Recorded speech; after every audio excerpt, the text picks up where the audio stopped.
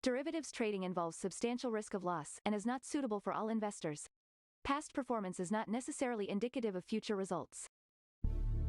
So stressful when the world's on fire. Good God. I can't look at this, guys. Like, my strategy is you buy it and you hope that you got a good spot. Yeah, but we all think you're crazy. You don't fight this. No way. The markets are freaking out and you don't think that anything is wrong? Come back tomorrow and I'll lose it all. Should be fun. I forgot to set my microphone up. It is the 5th, and we've got NonFarms payrolls coming up. Leroy Jenkins, no, you wait for the NonFarms number. Let's come over here. Got the robots turned on.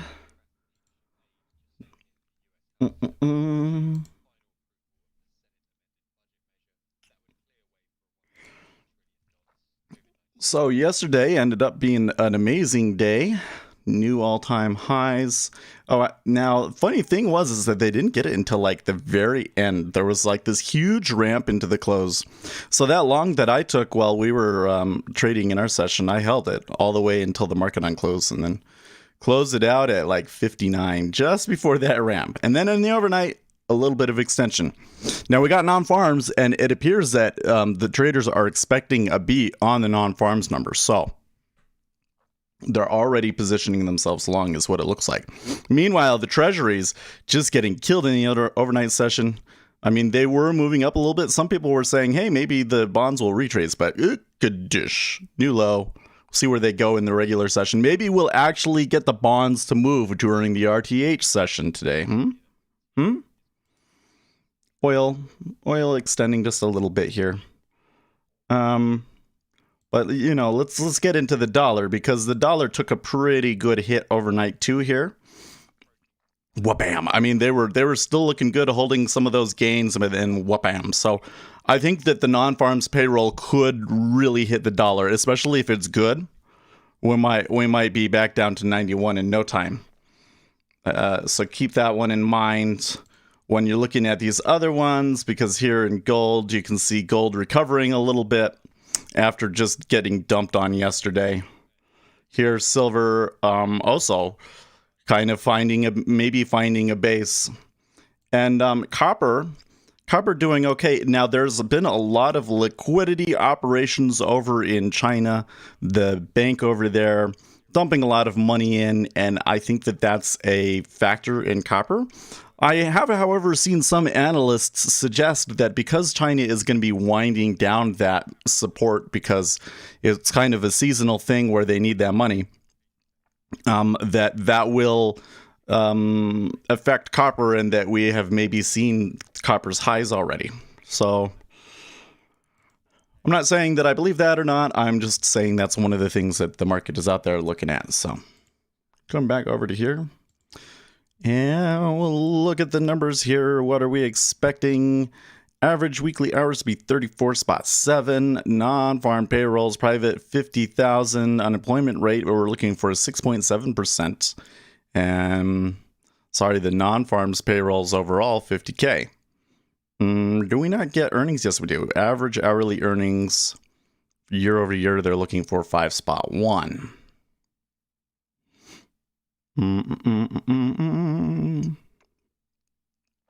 Okay, so I just want to note for those of you guys that are maybe new, because I know that we do have a lot of newer viewers, that the unemployment rate and the non-farms payrolls numbers are derived from different sources. The unemployment rate is derived from a survey of, on the telephone, whereas the payrolls is derived from payroll companies reporting information to the government. So, gotta watch both of them. Let's turn on the Texas speech here.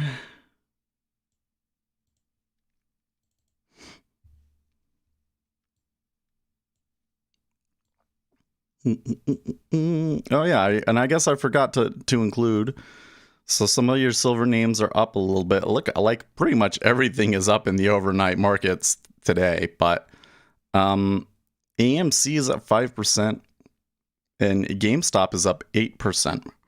GameStop just got slaughtered yesterday, man. 55. So when we left the stream, I was like, I'm going to have to get rid of this. And so I did. I waited for this thing to come back. And then when I started seeing the drop, after like the margin calls, I got out right there at 60 or something like that.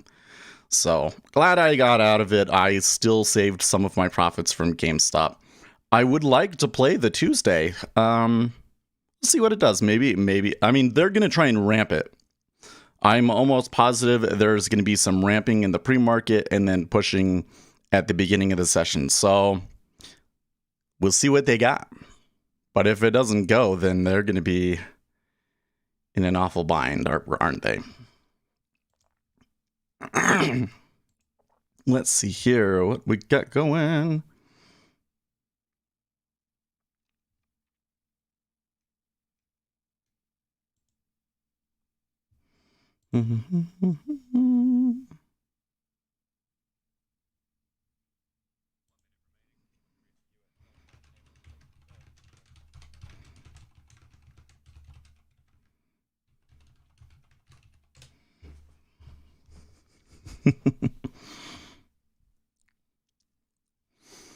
Well,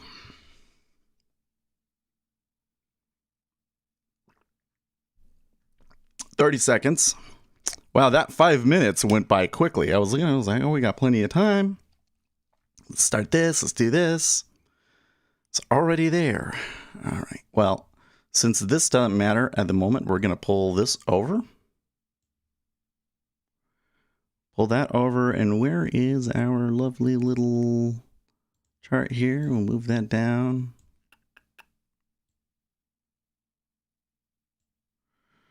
Okie dokie. Perfect. Okay, there is the number dropping. Utter chaos. Treasures moving up.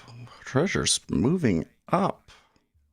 49K, lower than expected. They were expecting a beacon than Spat. Goldman was expecting like 100,000, right? So it's a much lower than expected. 6.3 on the unemployment rate too. That's also lower than expected. Okay, so the numbers that I'm seeing, I totally get why there would be a knee-jerk reaction in the treasuries higher and in the equity futures lower. But the numbers aren't like dramatic or anything like that. Let's see here. Average weekly hours. Oh, it's not showing me over here.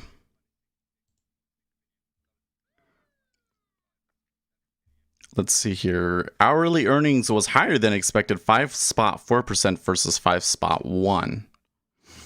Weekly hours 35 versus 34.7. Earnings month over month is spot 2 versus spot 3. Oh, that's interesting. So the year-over-year hourly earnings was higher, but the U.S. earnings was lower. That's maybe why the treasuries hit back so hard. Surprise, surprise.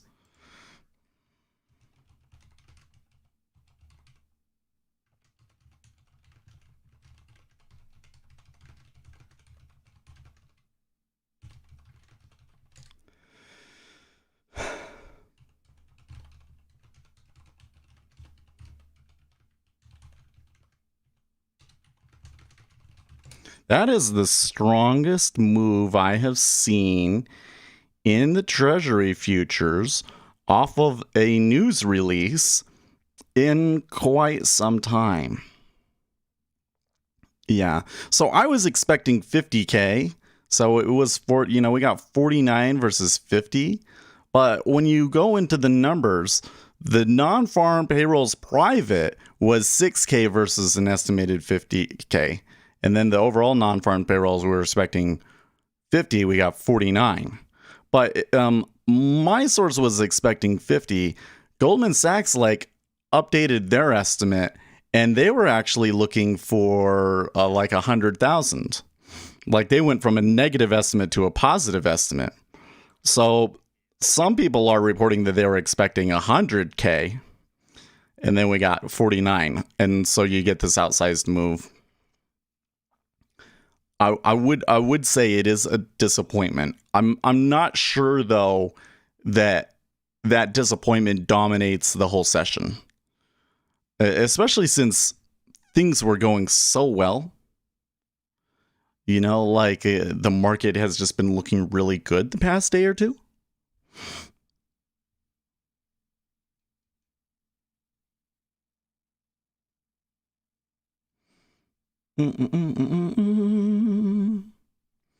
Considering the range of estimates varied from 400K to negative 250K.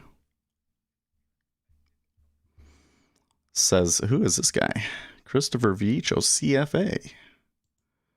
Well, hey, don't you got the look. But if he is... Oh, it's daily FX. Okay. Yeah, I gotcha.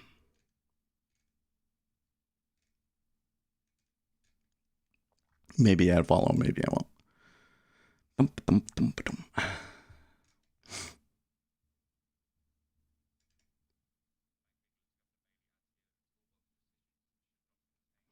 Yeah, market was badly positioned there. So they puked. No, 1, 2, 3, 4, 5, 6, 7, 8, 9. I'm thinking I can start doing some math on this stuff. I need to go back and I'm going to do a little bit of research over the weekend, but you know, there's ways of looking at, like, if you think it's going to go from here to here, what is the optimum number of contracts to trade and so forth. And I'm thinking, well, I could go back in retrospect and look at what the move was and,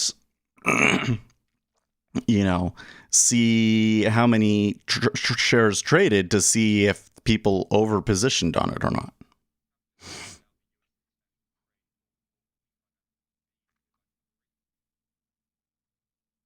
This seems like a big potential edge for us. If I can figure it out. Well, I know the math. Well, I don't know the math formulas off the top of my head, but I can look at the math and I understand the math on it. Question is, how do I turn it into an indicator that says, okay, from here to here? I think I'd probably have to make it a tool. Like, I could come in here and I could say, okay, from here to here, this is what the cumulative delta was, and this is how far it moved, and this is what the optimal number of contracts would have been to trade it based off of the liquidity numbers that we had, and therefore this is the difference between the optimal number of contracts that traded and the total number of contracts that traded, and we'd be able to determine if it's going to flip back on them a certain amount. 6E got up, but dollar's been flip-flopping these days when ES goes up. Yeah. Well, note that the dollar is getting creamed. So I was thinking, hey, maybe if the numbers are good. I think I totally had that wrong. I was right on the direction, but I was wrong on why it would go that way, right? They're saying that the United States economy is not as strong as anticipated, and that there will not be as many transactions over the United States as anticipated, and so the dollar is going down. Rather than the dollar being a proxy for risk, which I think makes a lot more sense. And I don't even know what I was thinking when I originally said that.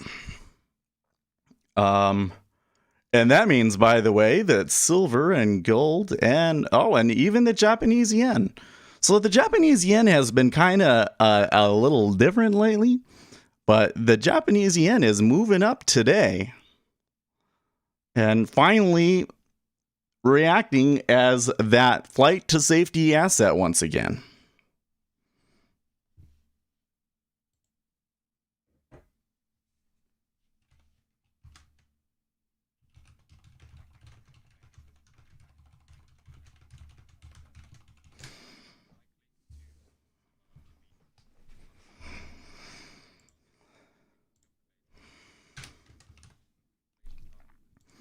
You know what? There's something wrong with my fingers when I type its, because it always does it wrong. Like, I know the difference between its and its, but my fingers always type the wrong one for some reason. I don't get it. Dollar only goes down risk on when there's government involved, I guess. Right? No, the dollar does tend to be a good flight to safety risk asset.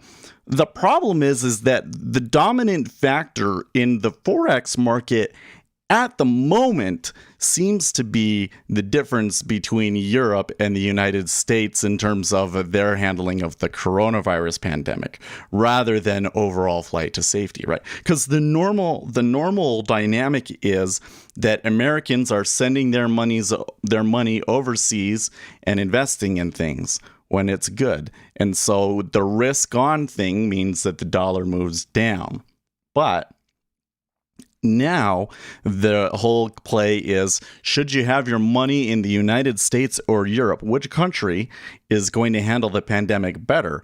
And so when it's risk on in the United States, that can actually result in the dollar rising or at least going sideways. And when it's risk off, the dollar ends up going down because the money moves from the United States to Europe. That makes sense? So it is kind of a little, it's not really the usual correlation, is it? But it makes sense. Correlated assets. It's funny to me, you know, we talk about correlation. I think correlation is a great way to trade or something that you can factor into your trading. I do have some evidence to support the idea that you can make some money just off of correlations.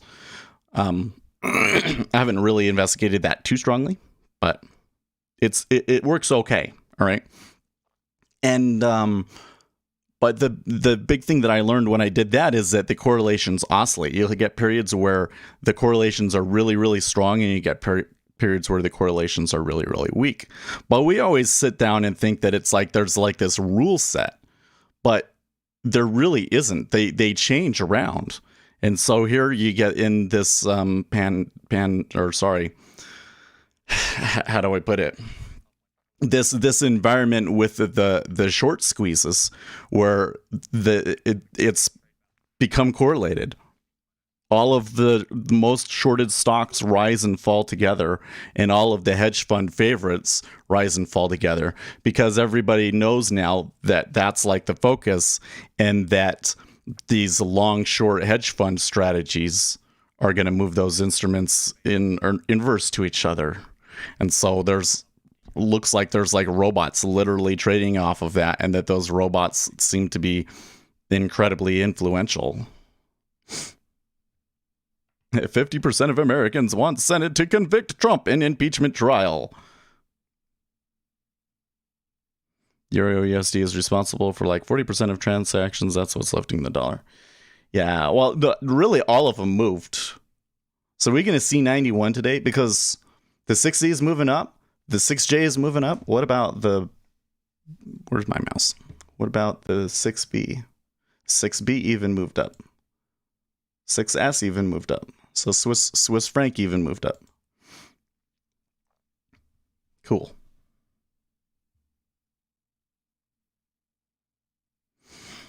I'm pointing out that we're like at resistance right here.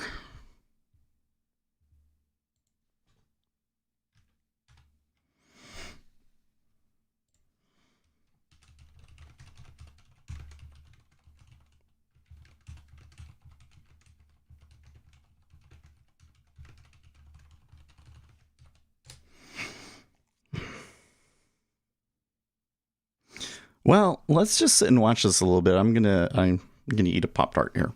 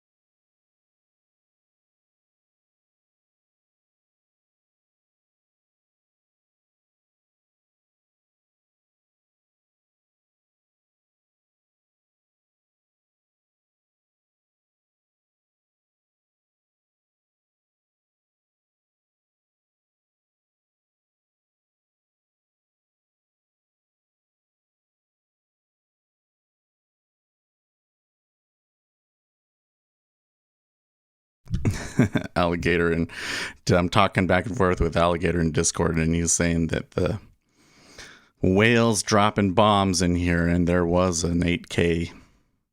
Did see an 8K.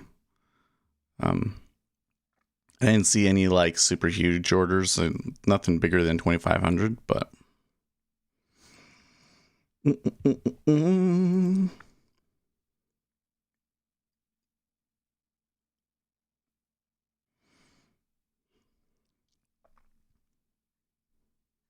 Just go crazy when I try to rely on correlations when analyzing markets. I think markets today are just very efficient to do this. There's no edge maybe when they don't correlate like supposed to. You can get an advantage of that. Yeah, well, exactly. Well, let's try and pull up a chart, and I think I can show you what I mean. So let's pull up a chart of the ES. We'll do it on a 1 minute basis. And, you know, because the big thing this week has been microcaps, let's correlate it with the RTY, right? So let's see here. What is it? Futures indexes. It's RTY. Okay. So here's the 2.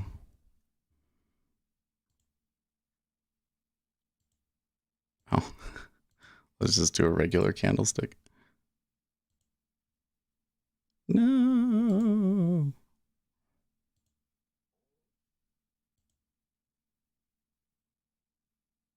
And that's weird. That's weird. Well, that's suspicious.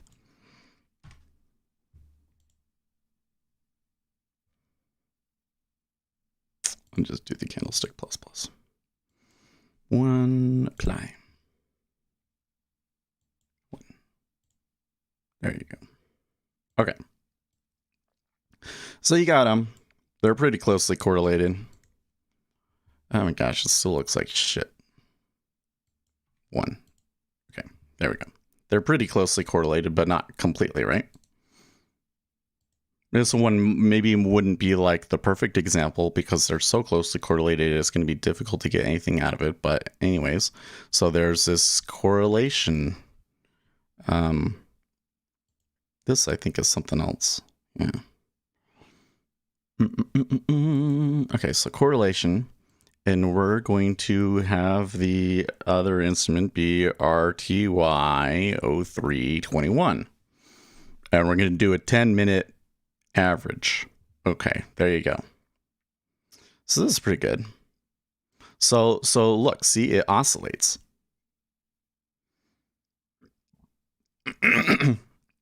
So what should we do? We should say if the moving average, so let's put a moving average on this. I want an HMA. Let's use an HMA. Same period, 10-minute moving average. Okay. So if the moving average changes from is positive and my correlation is moving up and above 0, then I can go long, which means that I would be able to go long here, right? And then it would work.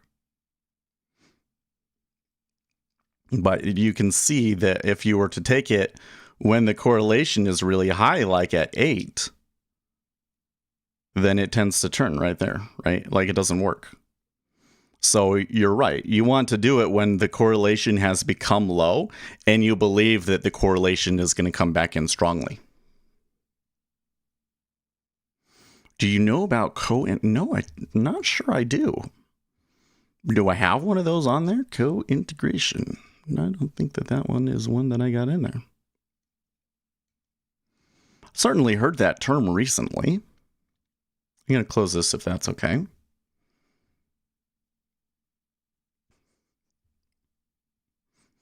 Dogecoin, it started as a joke in 2013 and is still a joke today, but its value is up 380 in the past month and 696 this year so far.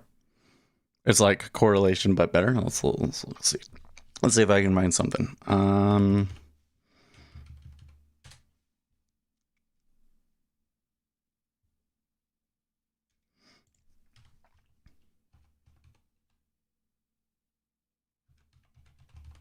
try coding order flow, I have. And you can go to speculatorseth.com and you can see all of my order flow indicators. Well, not all of them, but some of the ones that I've made public. There are other ones that I haven't made public because they kind of duplicate functionality in NinjaTrader. They don't want you to do it. Well, I don't find one on NinjaTrader. I'm looking to see if there's an indicator for it. NinjaTrader co-integration.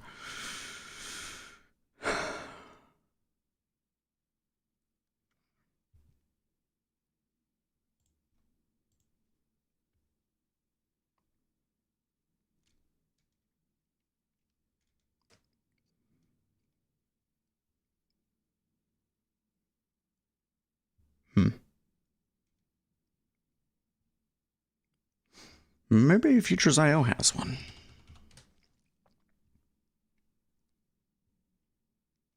I think we got time right now. I'm not so sure that I want to touch this now because the number was bad. Let's go on NinjaTrader and search, or sorry, on Futures.io and co-integration.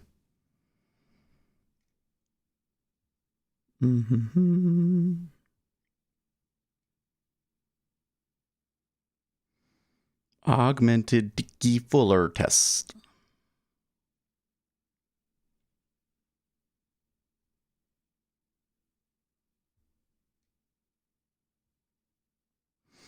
Interestingly enough, he doesn't say what it's for.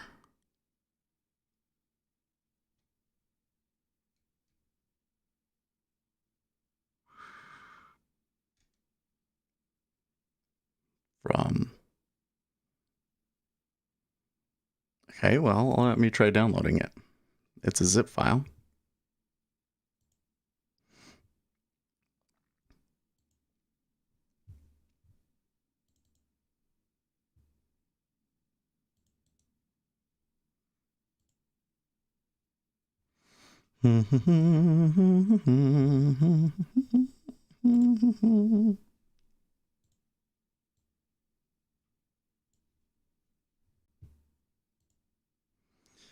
If you hate memory, then use Visual Studio. Okay. It looks like... No, that is a NinjaTrader 7 indicator, isn't it? On Bart, look at that. See? Initialize. Yep. Or NinjaTrader 7.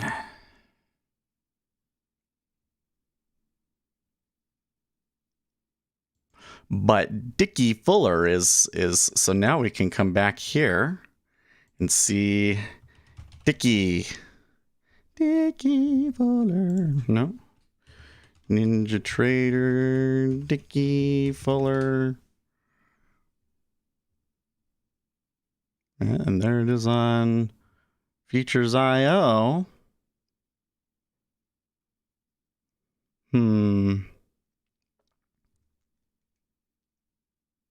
You're gonna make me do it, huh? Let's see here. Bum.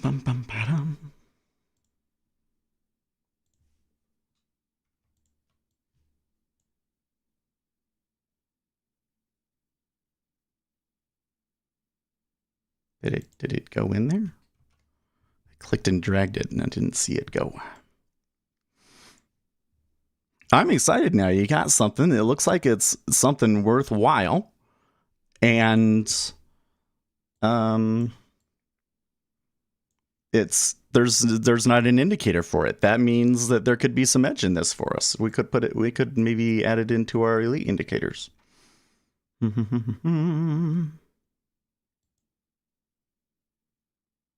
After, of course, showing you guys the code here. Okay, it did actually go on there. Yeah, that's funny. It just sorted it weird. I don't want to download a new package. Okay.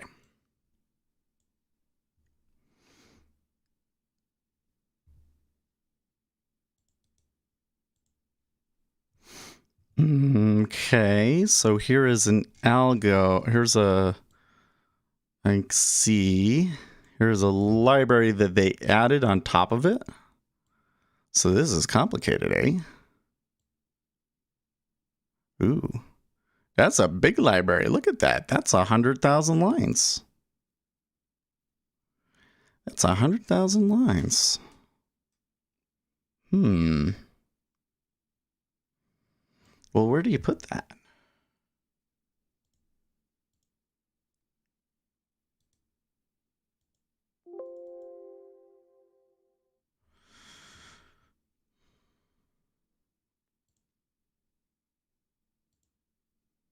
The info doesn't tell you anything other than what version of NinjaTrader it was.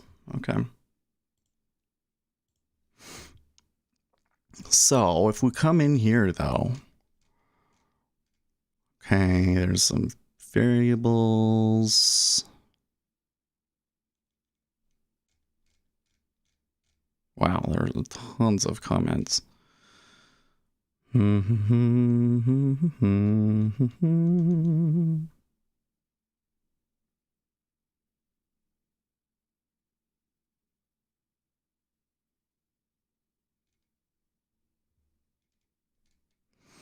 So there's all this nonsense that you had needed in Ninja. I don't think that we need.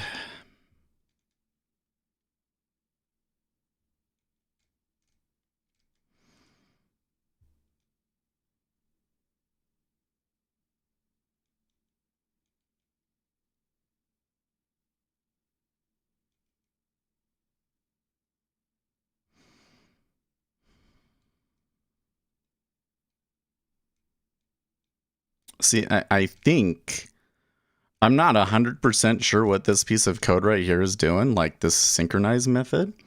But I think that what it's doing is that you've got two data series and it's trying to make sure that they're like the same time bars.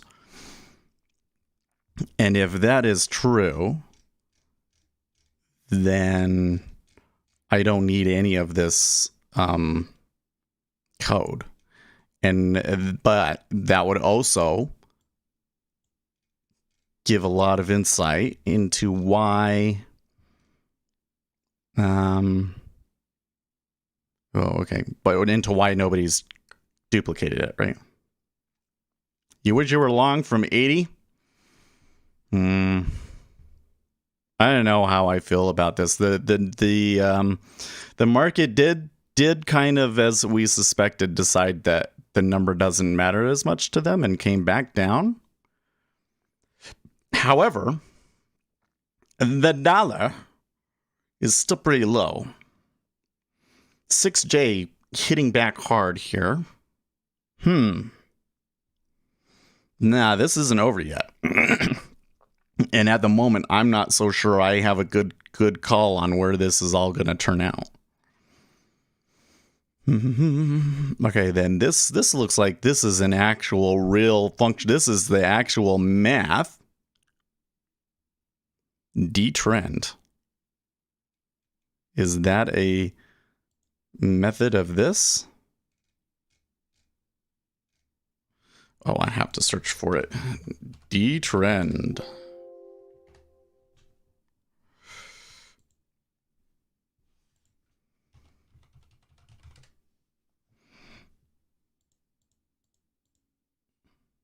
Ah, yes it is.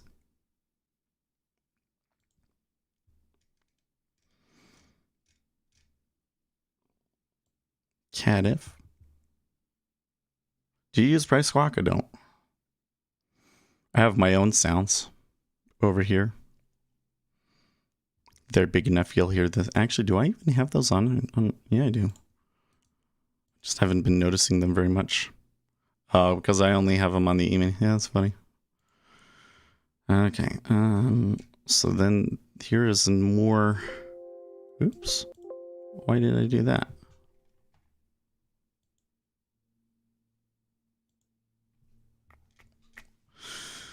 Copy. Oh, you don't need that anymore, do you? To copy a double, like a... I forget what this is short for. Is it like a dictionary or something? type of, or it's a multi-dimensional array. That's what it is. You don't need that to copy a multi-dimensional array, do you? Maybe you do. Netrend, horse cat init value inverse lag. Whew, man. Minus, probably, I wonder if all of these, well, this is passing in a matrix, so maybe not, but I'm wondering if these are all things that could be indicators on their own.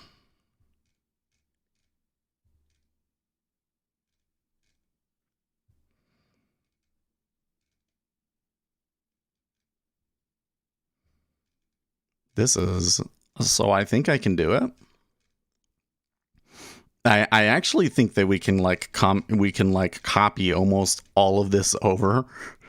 Oh my, what is this about? Wait, what? These matrices return critical values for the ZT statistics. So this is all work that they've already done, but holy shnikes, look at all those. That is some, okay. Man.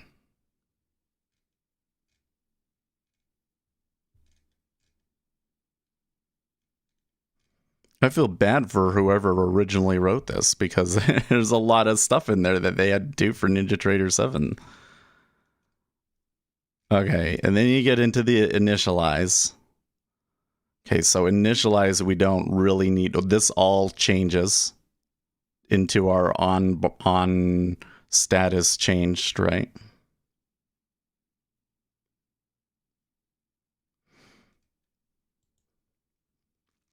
I doubt there's an indicator that accurately tests for co-integration between two instruments. It sounds to me like that co-integration is kind of a concept. So sometimes you get this situation where there's like a mathematical concept and they don't necessarily know how to exactly calculate it in all instances. And so then people have come up with different approximations, the Dickey-Fuller test being one of them. Because that's the way that it is with the fractal numbers. So there's like a fractal index sort of a thing. And there's indicators for it, but it's not exact. It's like one way of approximating it that has its own set of problems. But I went in and I did a study on it, and I wasn't able to find any. It was random. It didn't matter. Okay, then we get into on-bar update. So here again, it has to synchronize the two instruments. I don't think I have to do that part.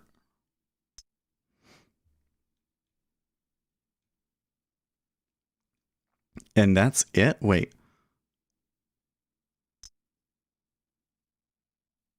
Synced catf test algolib closes instrument 1, closes instrument 2, period. And then 2 variables that come out. Then we set our value to be this. Crypt 1 set, crypt 5. Oh, so there's some instance variables that change on each iteration that carry over. So that's interesting. So the value of a current bar can't be calculated on its own. You have to calculate all the bars before it first.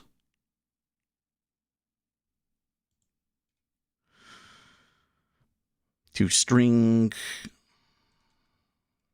Okay.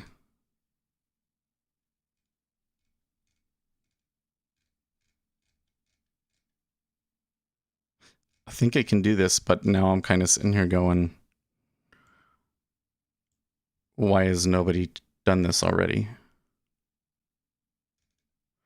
So let's come back over here. Co-integration. I'm wondering.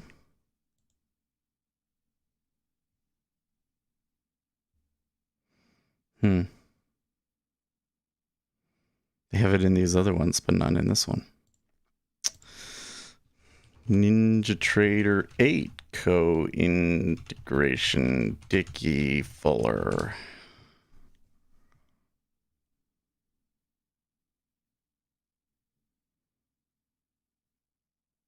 This was written in 2012. No, even earlier than that, 2009. Jeez. Wow. Okay, well,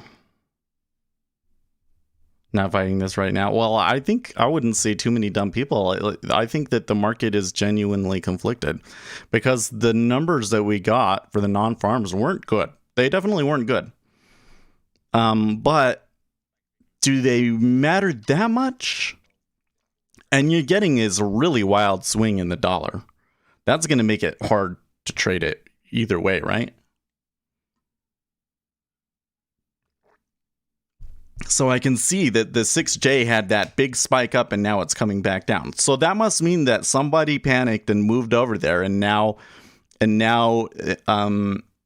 it's like that the effects of that one trade are trailed off and it's come back. So what does that mean for our metals? Metals kind of coming back too. And AG having not really moved all that much. GameStop is, I don't know. When you look at that, you go, oh yeah, GameStop, it's going well. 7%. But then you look at the chart and you're like, oh yeah, actually. What are the chances that they're going to come back below 50 off of the open? So the thing I'm worried about is how much of that synchronization nonsense do you have to have? So now let's come back up here. So they've made a synced data series. Is that? Yeah. Public class synced data series. Oh, is there comments in here? Wow, this is a really big comment. Multi-instrument indicators by their nature are looking at relationships between instruments. Any calculation or comparisons we do need to be time synchronized. We want to be using that data that occurred at the same time. For certain kinds of analysis, such as intraday analysis of heavily traded instruments during regular trading hours on historical data, the techniques shown here aren't necessary. But for real-time analysis, especially with instruments that might have missing bars, synchronization techniques are needed to avoid the misleading results that come from comparing data that occurred at different times when the analysis only has meaning if they occurred at the same time. There are three scenarios: historical, real-time with on-bar, calculate on-bar close equals true, and real-time with calculate on-bar close equals false. Each has its issues. The simplest case is historic. Oh, so maybe we do need it. I think I know what where they're going, and the same issues exist with spread indicators. And for my spread indicators, it's not a big deal, but maybe for co-integration it is. The simplest case is historical. In this case, NinjaTrader 7 will synchronize the bars, which means that when on-bar's update is called for a bar series with a particular timestamp, any other bar series which has a bar with the same timestamp will have that bar set to be the current bar. This means that closes, primary instrument 0 and synced increment 0 both point to bars with the same timestamp, if closes has a bar with that timestamp.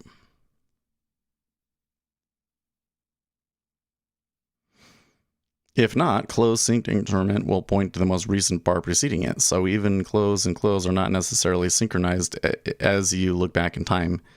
It can even get even more out of sync because bars might be missing from either series. Well, that's true because the default template, like the time template on one, might not match the time template on the other one, and then you get these issues. Okay, so the solution here is to create two additional data series, each synchronized to the primary instrument. Because the indicator output is synced to the primary instrument, the first data series is a synchronized copy of the secondary instrument. The second data series is a Boolean series field, which flags the bars that are synced. In other words, closes and sync data series class will refer to the same time, and the field will be set to true if tick from synced instrument occurred during that bar. Co-integration is testing for if this deviation of correlation we talk about follows a pattern or if it's just random. Then you can long and short these pairs securely when deviation occurs. Oh, so you're saying that you do two of them. You go in and you say, one, is there? It's like when we're looking at that chart. I closed it, but you go and you look at it and you say, this is oscillating pretty consistently, and this kind of shows you that that's what's going on. Because when you say that, then I start thinking like, okay, what if you don't do it on correlation? What if you use that same method on other sub-indicators instead? You know what I mean? So that you get, because this is all like, well, like a good example is like when we're talking about correlation in general, right, is the R squared that we were talking about, right? R squared comes in and tells us how much correlation is in the instrument itself, so that you can see that, you know, is this just going in a straight line or not? And so it kind of gives you an idea of how good of an idea is using a correlation strategy right now.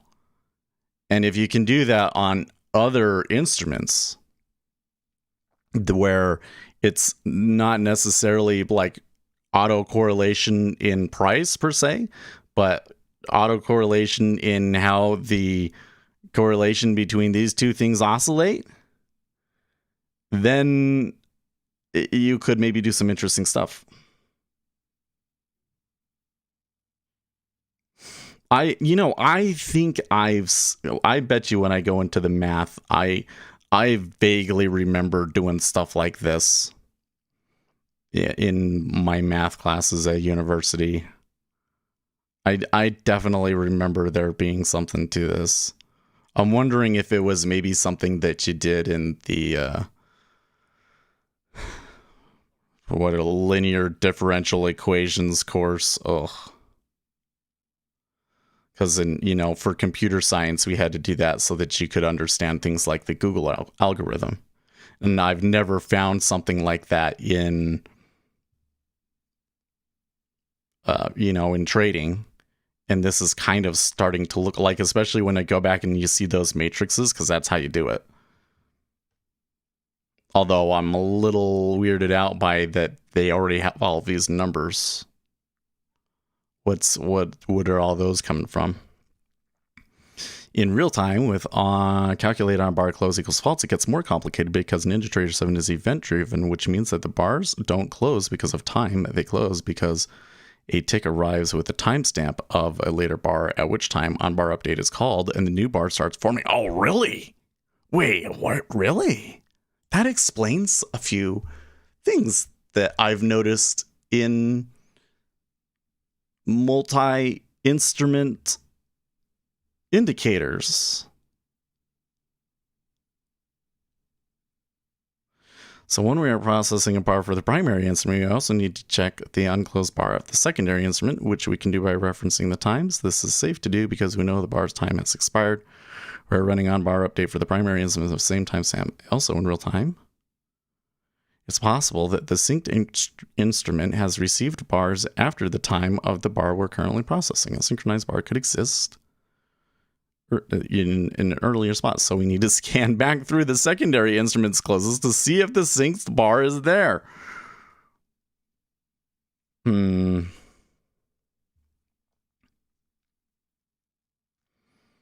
We set a flag in the sync data series to show which locations are synced. Routines which require lookbacks can be written to perform their calculations using only sync data. There's an additional issue when using daily bars. Daily bars carry a timestamp of the end of the NinjaTrader 7 session template. This can change depending on which session template is applied to the instrument, either in the instrument manager or chart properties. There is no issue if both instruments have the same session template, then their daily bars will have the same timestamp and thus be synchronized. But if the secondary instrument has a timestamp later than the primary instrument, the days will be out of sync unless we strip away the times and just use the dates. Oh my gosh.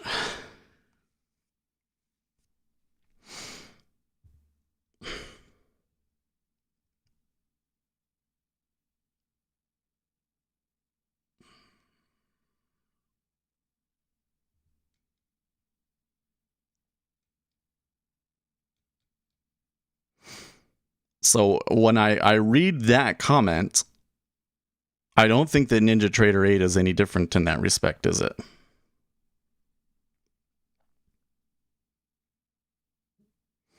For instance, well,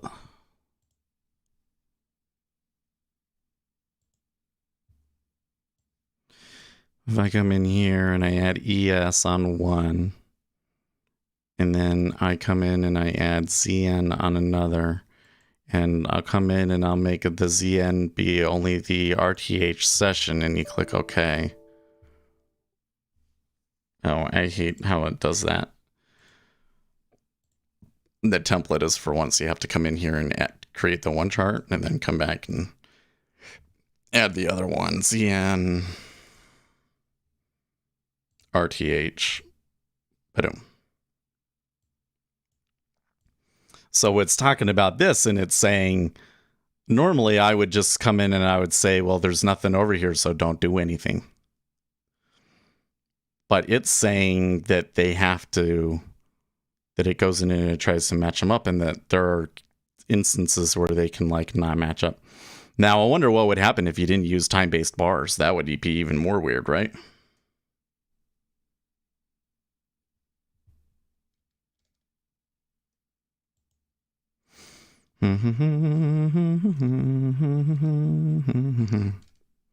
But I'm just looking in like this class that they've got.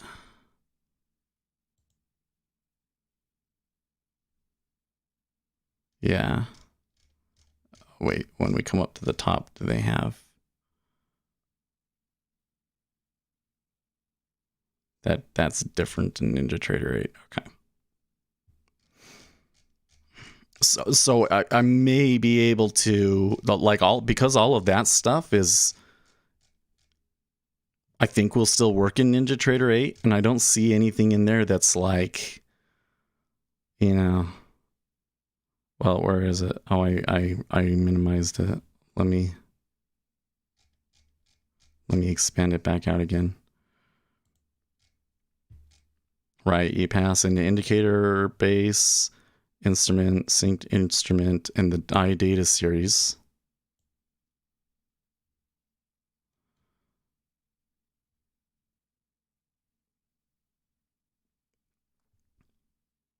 Oh, it just goes to this one and it adds, okay. Indicator, instrument, synced instrument. Oh, why is primary instrument an integer?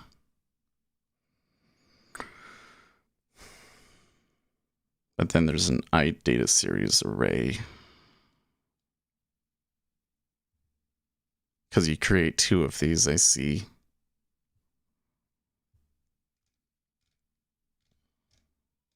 Period type. I think that's all still the same too.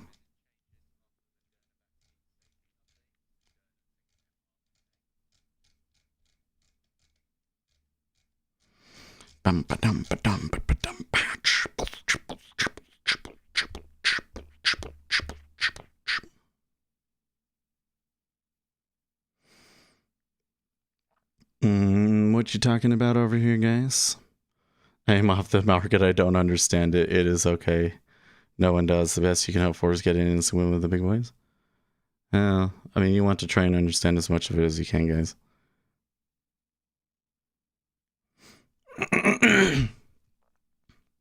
Want to have it's good to have theories about what the potential market reasons why the market is potentially moving, and then test those theories against what is actually happening.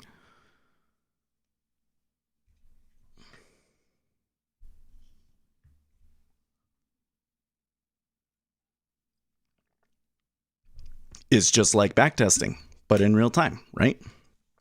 I think that dollar weakness is coming in because they are not so sure that the United States is a better investment than Europe and Japan.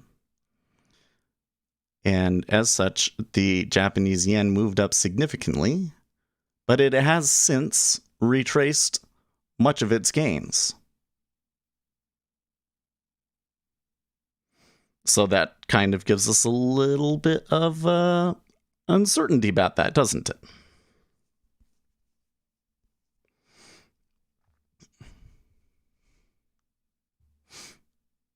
So I'm kind of thinking here, like, what do I got? And it's a Friday. If this was happening on a Wednesday, then I would maybe still be trying to take something. But now I'm sitting here like, I think that my time may be better spent doing this co-integration stuff. And we can totally kill the streams of momentum, because normally we would have like 56, but then they're like, oh, you're programming. Well, I don't care. Well, we will keep an eye on GME when that gets going. Okay.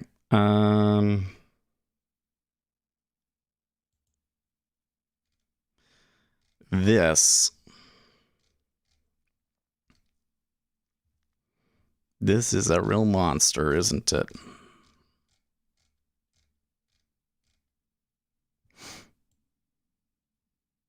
I think I can convert it though. I think that if I just come in and do like the NinjaTrader specific stuff, like, you know, like this initialize method, for instance, on startup, it is saying it has to be time based though. Okay.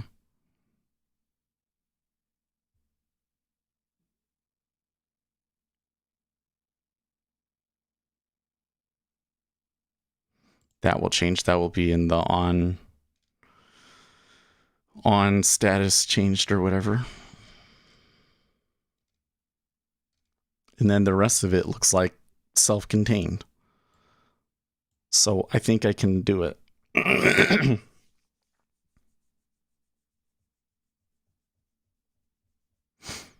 I will wait for the open, and we will watch the open here a little bit and see if we want to get involved. And then if we don't, then I will try converting that indicator.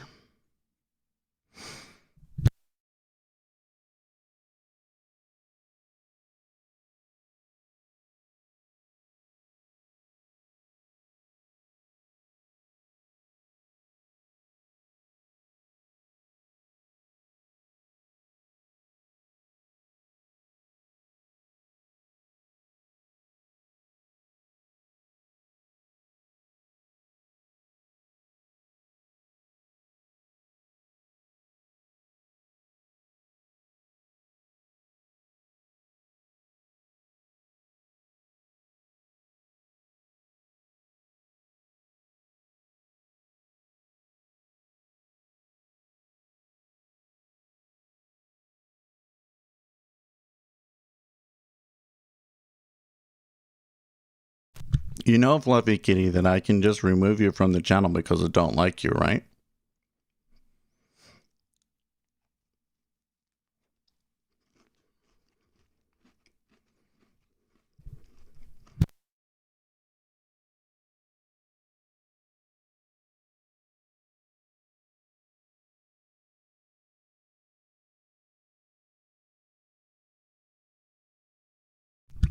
Okay, whatever. Whatever.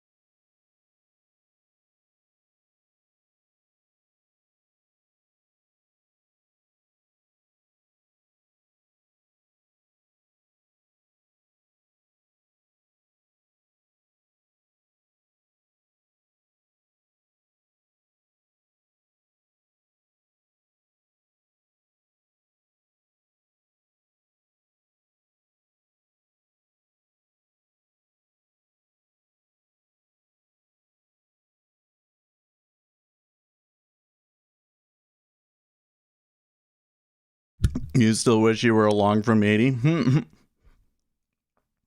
I don't know. Like, we just got to remember, you had a big move because of the news, and then a bunch of position shuffling in a number of instruments. That doesn't really tell us what the regular session's going to do, does it? I mean, just because you could have gotten 2 points on that doesn't mean that the trade in that location, in that situation, is one with a positive expectancy, you know? If you had good reasons to be unsure about the trade, and I think that we did, I think that it was right to not take it. Oh, well, you took it, but I'm just saying, like, if you had reason to get out of the trade, I think that you had good reason.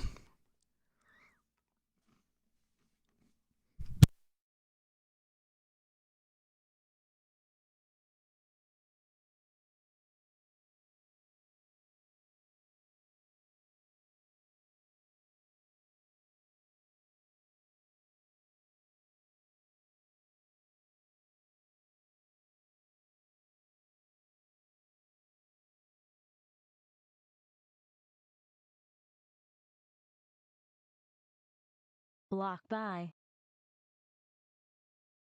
I was just eating a Pop-Tart. By the way, thank you, Richard Scholar. Where in Oklahoma are you at? Because I got family in Tulsa. Well, in-laws in Tulsa.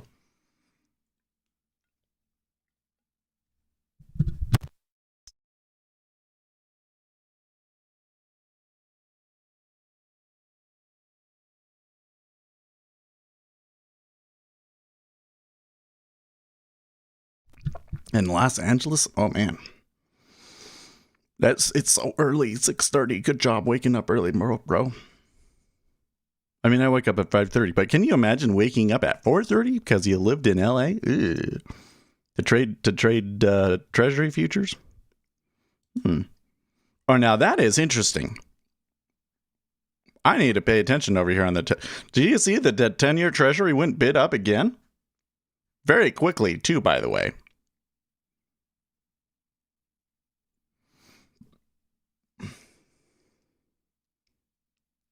It's super hard to wake up early. Yeah, it is.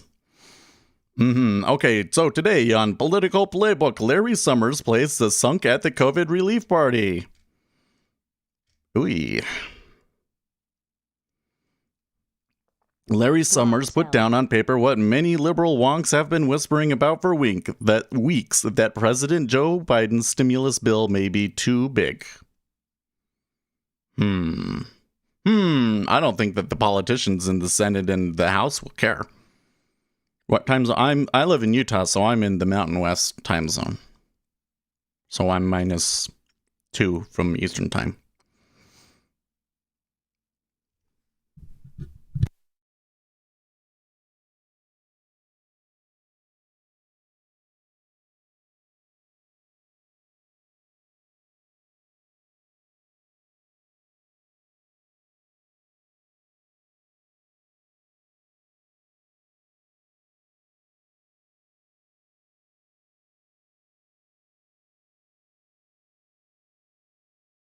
It does look like that we're going to be opening at a new all-time high regardless.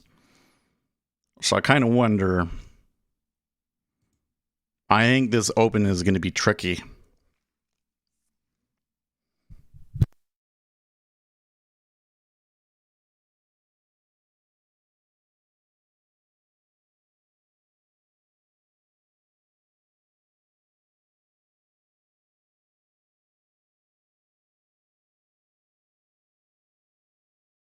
I love this. Paul Krugman. The jobs report in the Biden plan. The plan is mainly not about stimulus.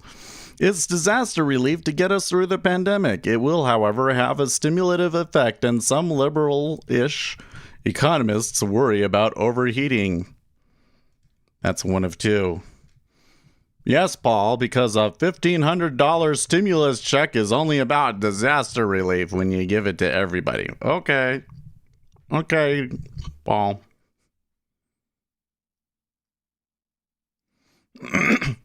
One of the things that I hate is that his opinion will actually matter more now because it's a liberal in office again.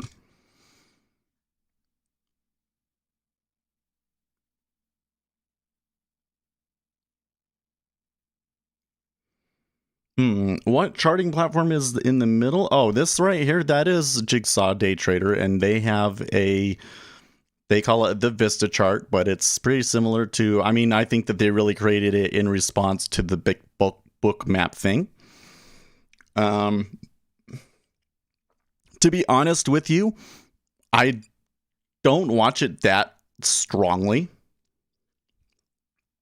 I think that a lot of retail traders read too much into the big orders because they believe that it's a highly probable trade that when you come into these high liquidity areas that it's going to bounce away. If you actually go and like do all of the stats and everything on that, it's not the case, and it's not that reliable of a trade. But I like it because I like the way that it shows the cumulative delta. It's nice and clean.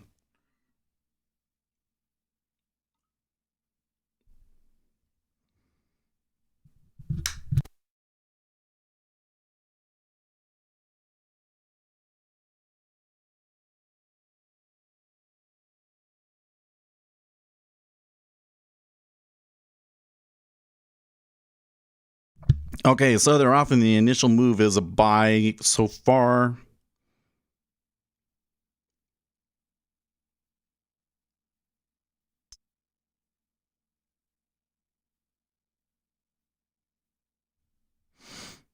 Reddit investor rebels should remember the story of Clarence Saunders. Writes the Financial Times. That sounds pertinent to our instance. 100 years ago, a brave investor gave Wall Street investors a black eye, but then got two of his own. Oh, it's going to let me read the whole thing.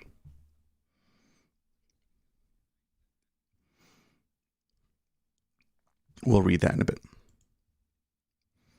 We should have the results of the U.S. vaccine trial for AstraZeneca in the next 4 to 6 weeks. What are your thoughts on footprint charts? Is Jigsaw providing it now on their platform? Yes, they are. And I think that footprint charts are great. So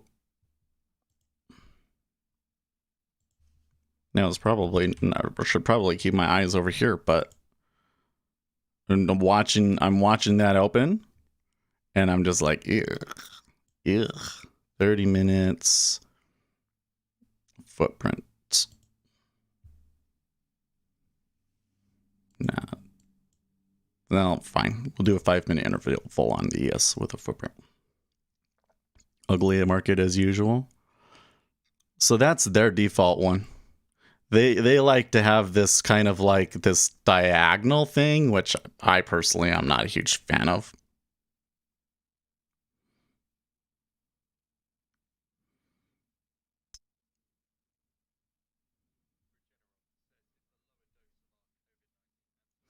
But it's good for you to be able to see higher time frame order flow movement. So I think it's good.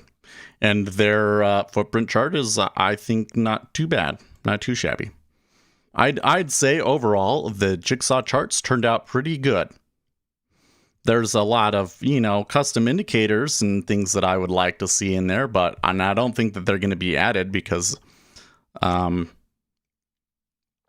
Pete is of the opinion that like any technical whatsoever is just, bad.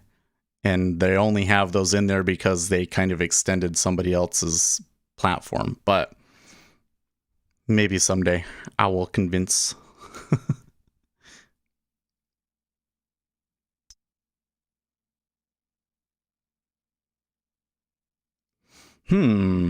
So the sell on the open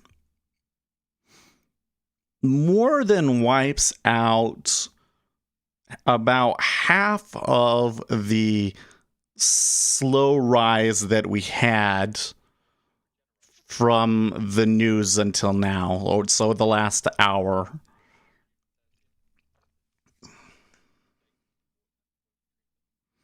Suggesting me that if I wanted to take a long, that here would be a good spot to do it.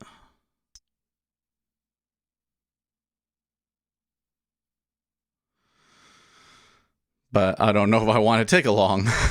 I mean, look at that. That came back fast.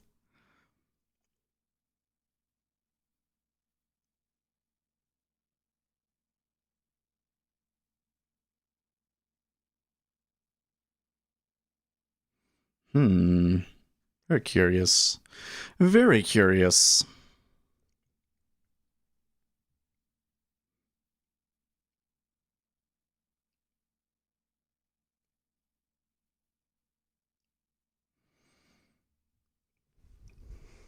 By the way, what's Bitcoin doing today?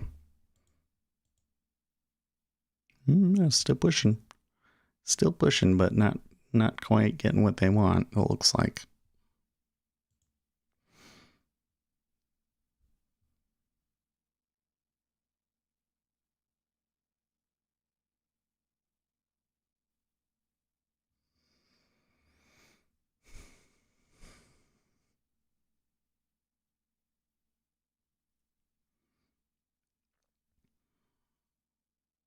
Okay, so now they have wiped out the delta from the news. They have not wiped out the price from the news.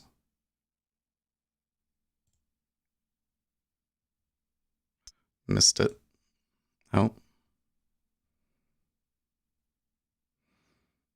I'm only going to take one contract here because I'm a little feeling a little nervous.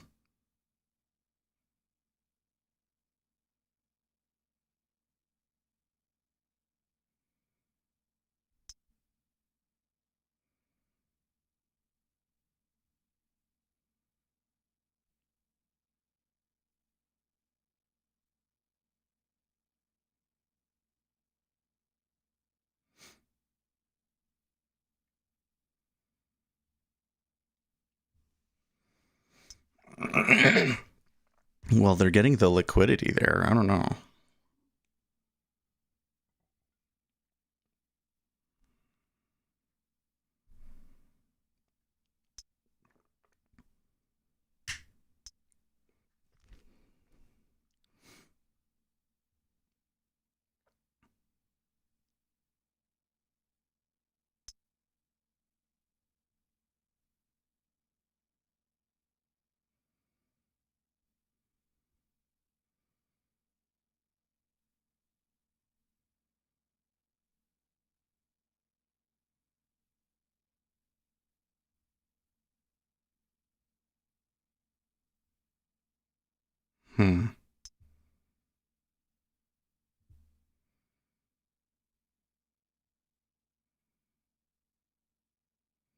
So then they finally extended it a little bit.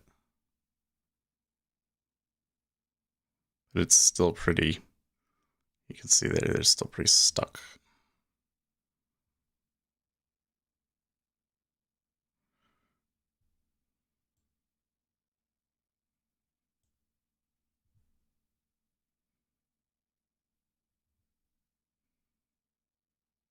Okay.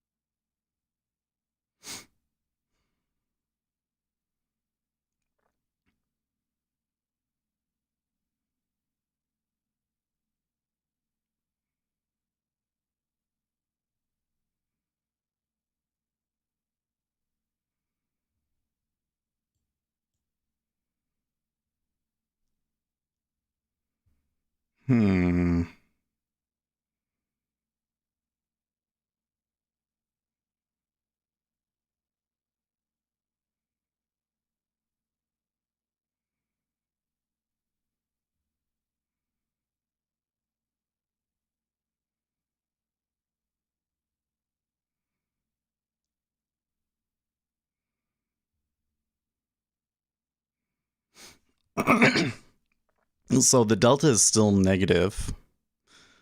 GameStop on the open here is heading down. I'll zoom in on that for you guys. Move this over a little bit. There you go. Okay.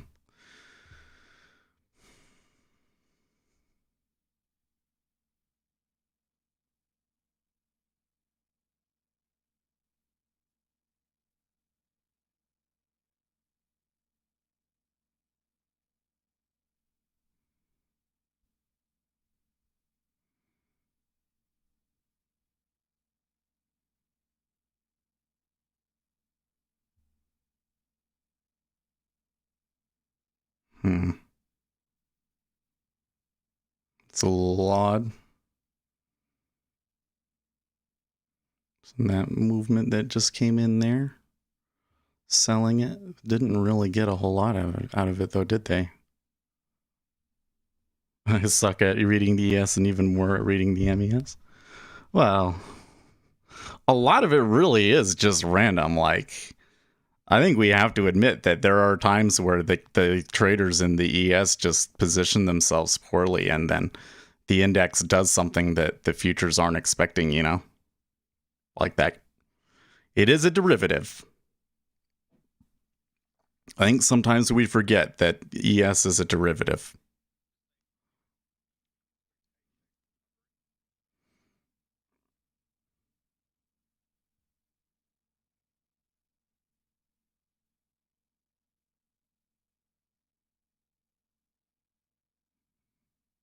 Hmm.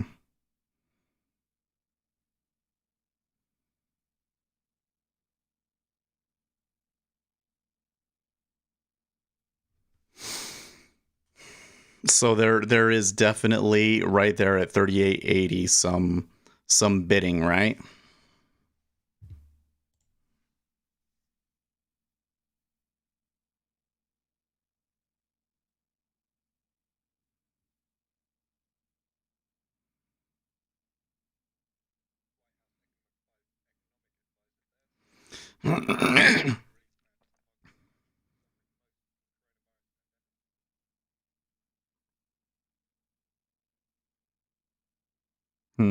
Okay, so I was just hearing a something on the news squawk about one of the White House economic advisors talking about Biden's stimulus bill and saying that, you know, it's targeted towards the people that have been harmed by the pandemic and so forth. So it looks to me like they are playing early defense against the suggestions in some liberal circles that the stimulus is too large and too broad. And this has been a thing in Congress too, where they've been saying they don't want everybody to get the stimulus, that the upper rich Americans shouldn't get it. But they did pass a bill last night, and the language in that was very, very vague. So this is still an argument point that could come in and have a significant impact on the stimulus. An impact that's not necessarily positive, right? Because it could mean less overall stimulus going into the economy. It's not necessarily positive for the S&P 500. Although, on the split side, the good news is that they're saying, well, you don't actually need it. So, okay. Look at GameStop. It's trying so hard. Can they recover 60? Yeah, they are trying so hard. 8 million shares traded so far. I don't know if they have enough oomph.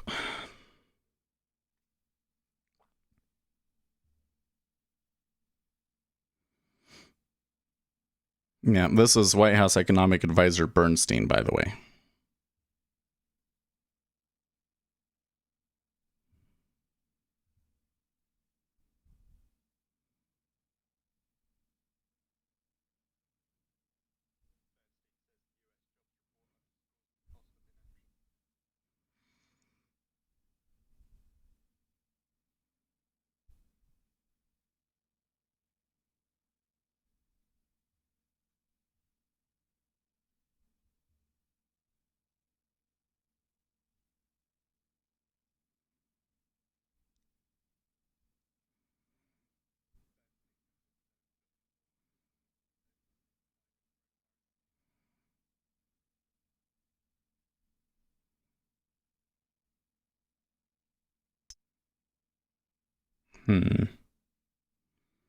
Was that click? Some bids pulling.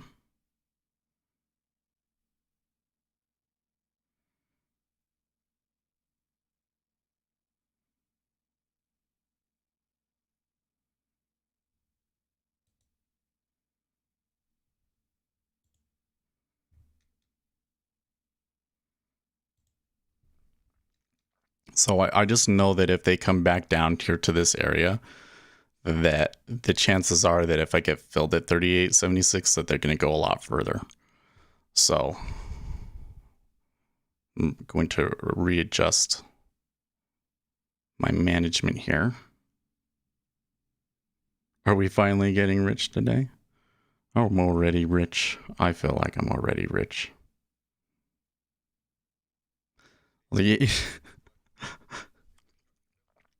It's funny because I don't, I don't make a ton from the futures trading.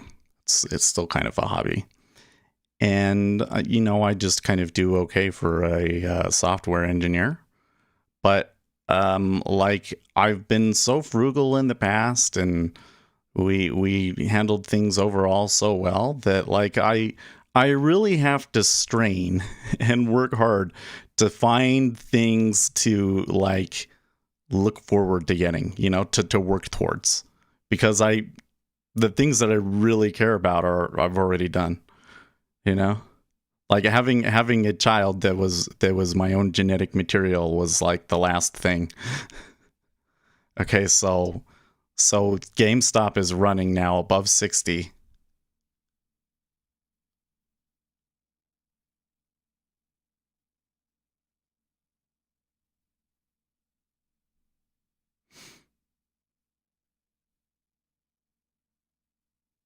Wonder.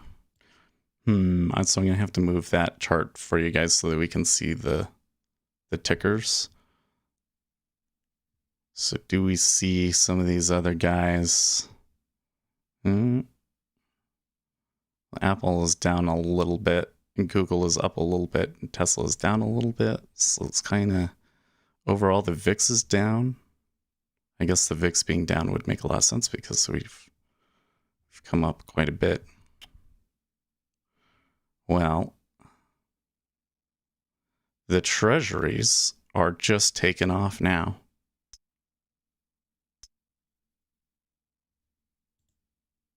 Okay, I don't know what that is, but I'm gonna panic and get out.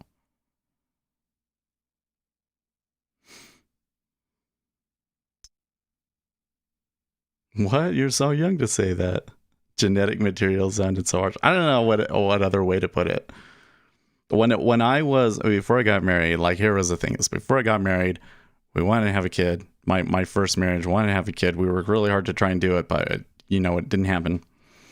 And then that probably contributed to my ex falling off the deep end.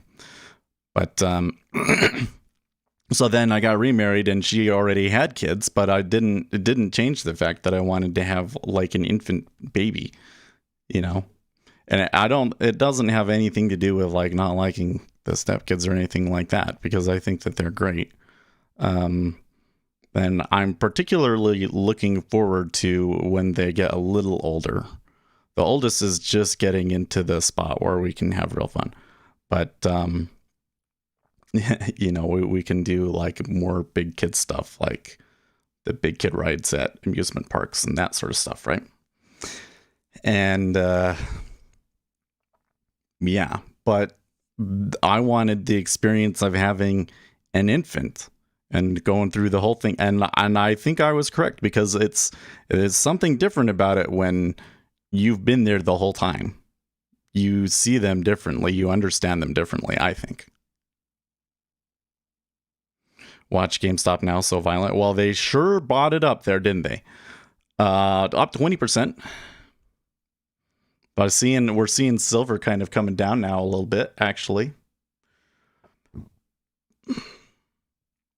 It looks like the overall S&P 500 is recovering from that drop. We did see one major spike of buying. And that was where I got out, and since then it hasn't done a ton, so I don't know. How old did you get until you felt confident and ready for kids? I don't know, man. I mean, I was ready to do it from the beginning, but it had been years, and I'm 35 now, right? So I didn't have my first infant until 35. Of course, my wife says that I'm still not ready for kids. So the problem is that I'll go to the bathroom and I'll leave the door open, the bathroom over by the kitchen, and then the baby will try and get into the, play with the toilet. And that's something that it's a little difficult for me to control. What I remember. So where are we at on volume now in GameStop? Now 14 million? Well, they sure are running. It kind of suggests that I shouldn't have gotten out where I did yesterday, but remember when I was saying that if you're in GameStop and you are truly bearish about it, you've got to be worried about like the I don't even know what to call it. You get this right here, and you get one of these. It's like just when everybody's given up on it, and then there will be all of the longs get washed out right here, and they run out of people to wash out, and so you get like a short-term relief rally. I actually think that GameStop might be able to sustain itself well until Tuesday. Block buy. 48 was a good buy in hindsight. Well, I mean, it's 20%, so it's like... There's another update here. Oh, I downloaded it and it didn't install it. That's what happened there.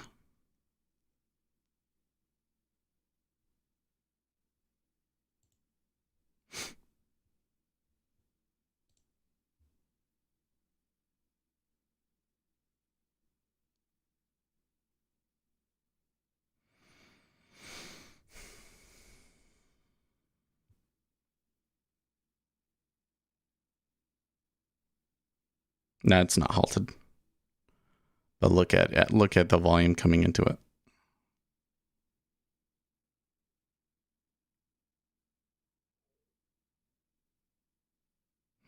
Interesting the way that AG is trading with it, because silver's been doing okay today.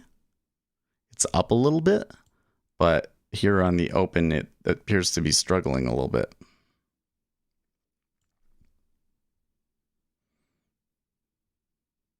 Perhaps that has turned into an inverse trade of the GameStop thing. So it doesn't seem to be doing quite the same thing that the silver futures are.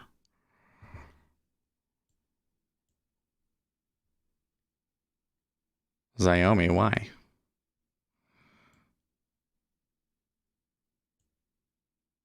You don't have your own chart? Come on. What program are you I use, what is it called? It's called Epic Pen.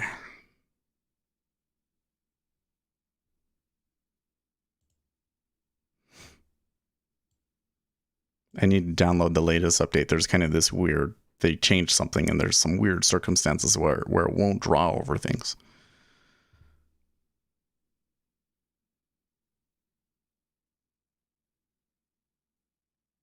This yield stuff going higher is global now, says the market ear. Okay.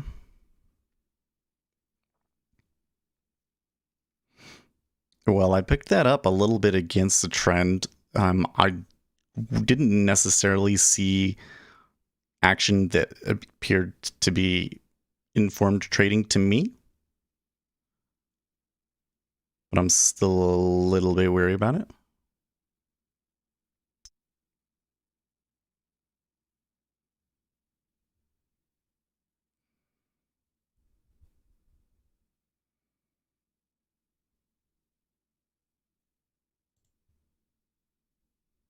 Okay.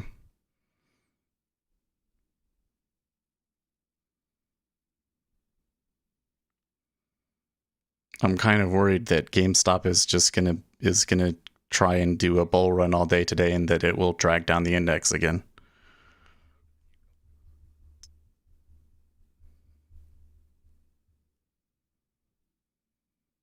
The longer I trade, the more I realize why Livermore ate at 32. Did he kill himself at 32? Oh no, maybe that's how he killed himself. Yeah.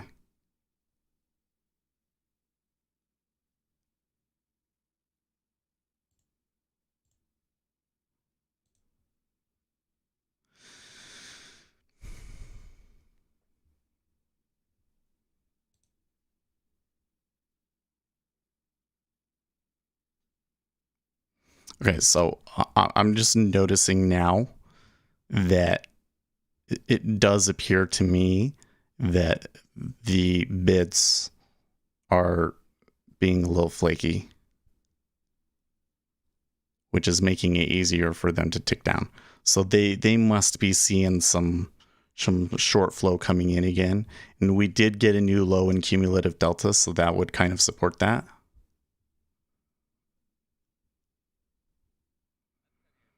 And the GameStop rallying might be a good reason.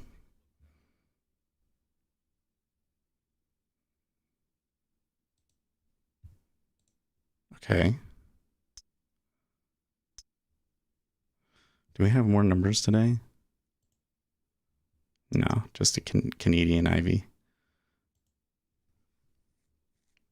Italy's Draghi expected to hold a second round of consultations with political parties over new government.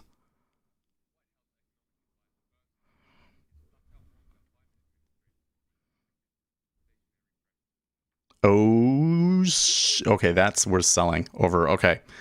Hold on.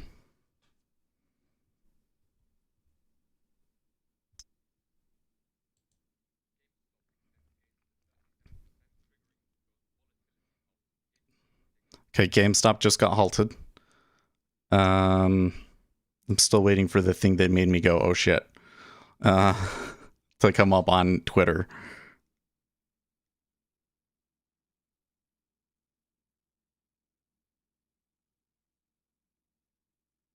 When you hear it, you're gonna be like, oh, okay, come on.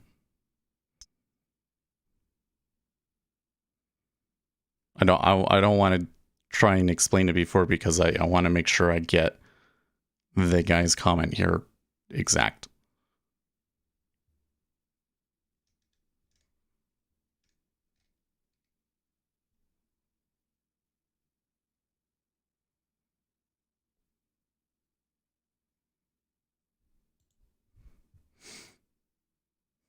Yeah, GME halted.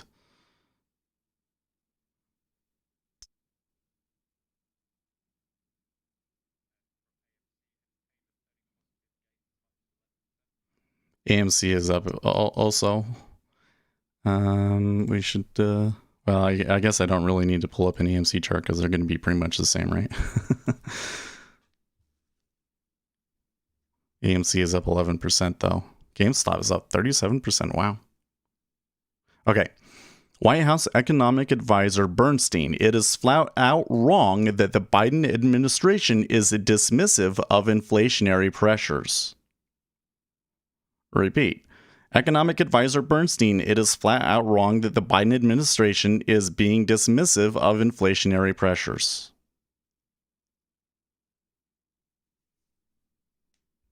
You sound surprised, what, about GameStop? Well, I knew that they were going to try and pump GameStop today. Like, everyone was saying, like, okay, now we're really going to try. I think that yesterday they were getting margin called is really what I see over there yesterday. And it was to my stop. Like, I really wanted to stay in it. Like, don't get me wrong. My strategy was keep $50 at least, but try and hold it until Tuesday. So now they're coming in and they're buying it up. They're not out, right? Now the issue here is that this is still execution impact, right? So in order for this GameStop trade to really be the right trade, the short interest numbers that come out on Tuesday are going to have to say that the shorts are all out. Otherwise, this ends up being, the denial rally.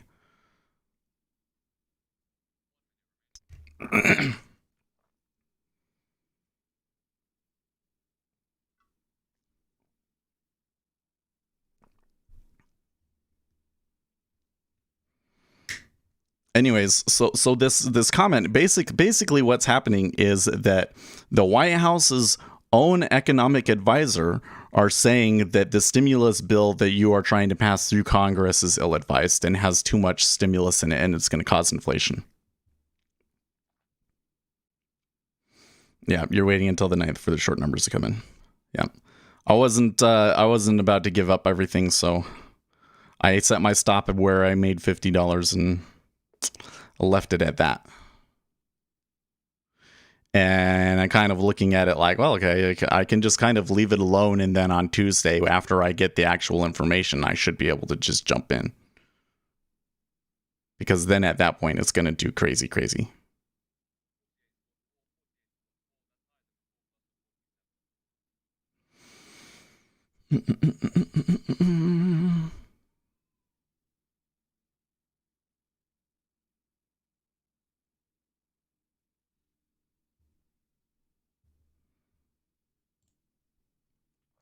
Okay, so I did get my target on that one, my first target, but it's not really running yet. Watch, as soon as I get out, it's just gonna be like gadoosh. But because it's slowing down, I'm not as interested in the E-mini at the moment. Feel like we were lucky and we caught some informed trading on there. That piece of news alone is not going to be enough to like make the indexes tank. So, and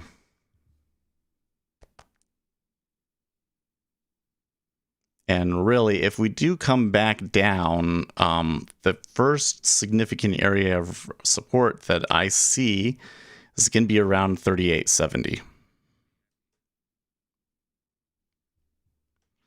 Which means that like my reward on the downside isn't insane.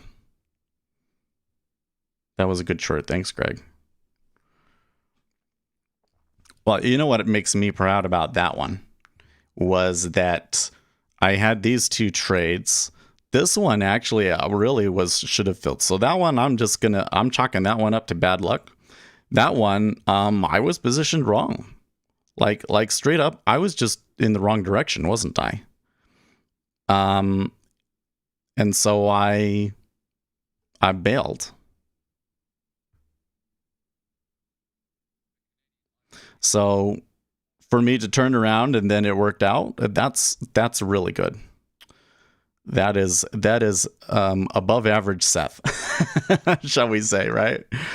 Because that's exactly the sort of mistake that I would tend to make, is like feeling like something's off and just finding myself flat-footed is what I always tend to do, right? Just tuned in. Any word on GME? GME is up 20%. That is the chart that you see in the lower right-hand corner. That's a 5-minute chart, GME. And you can see all of my stock, all of the hour watch list right here. So going down, GameStop has now risen 54%. AMC is up 10%. But BlackBerry, 6%. Bed Bath & Beyond, 3%. Then when we come down into some of these other names, the tech names are down. Sumo Logic and Apple are both down. Google is still up, I assume, because those earnings were just so great. Actually, a lot of these growth tech names aren't doing as well. Tesla is down a little bit. The VIX is almost back to even. It had decreased quite a bit overnight, but now we are at a slight gain on the day and the VIX. And I am also noting that AG seems to be trading inverse to GameStop instead of following the silver market, which is really, really curious to me.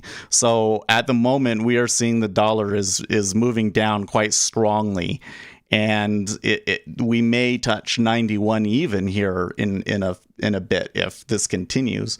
The Japanese yen is back towards its highs here. There was a big jump and it came back really hard, and now it's jumping up again and it made a slightly higher high. So I continue to see some dollar weakness.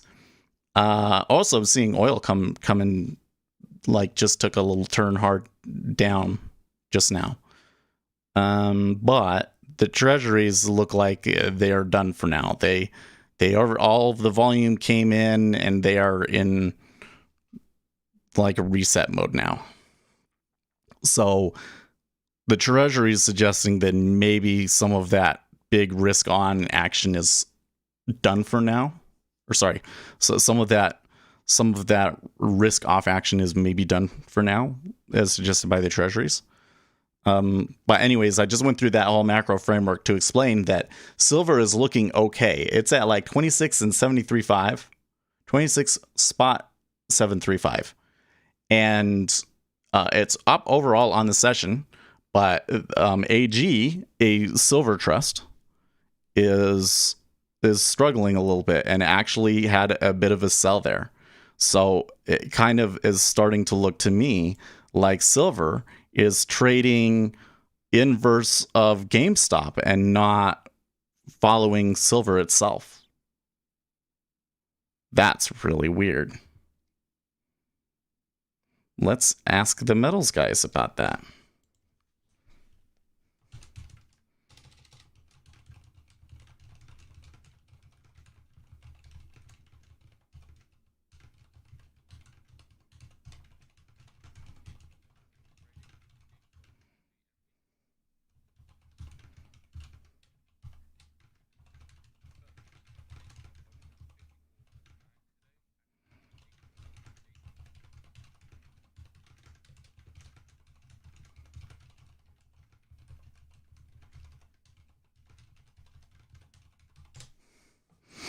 This is kind of funny that they're trading it like that. Let's see. AG might be doing its own thing. I don't know.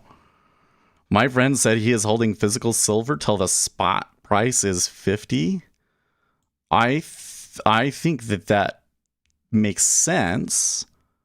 However, I just realizing now a better explanation here is that Joe Biden's economic advisor cautioning on inflation is not a good thing for the silver trade, because a big part of the silver trade is saying that the administration is going to throw too much money into the system and that we're going to have inflation. That's where the silver trade comes from. But if that's the case, why is the silver future not doing the same thing? The silver futures continue to be looking up as they inverse the dollar. So that is curious, isn't it?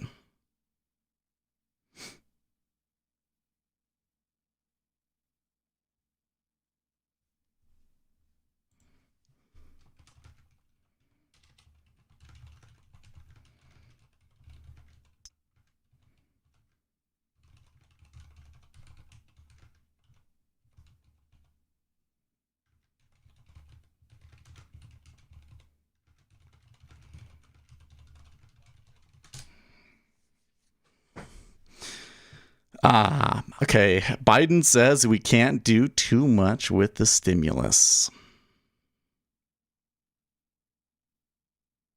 It will take 10 years to get to full unemployment at the current pace. So, geez.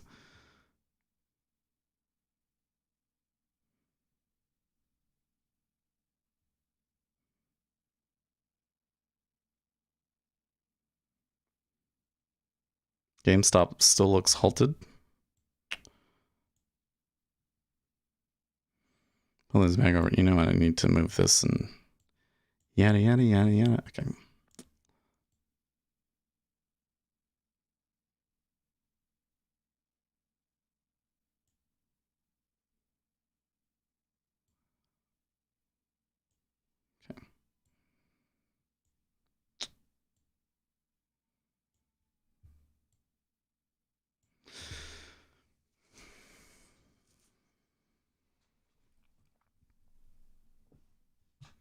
Steven Dirch, I saw garlic coin. I was like, dude, that was a bargain, right?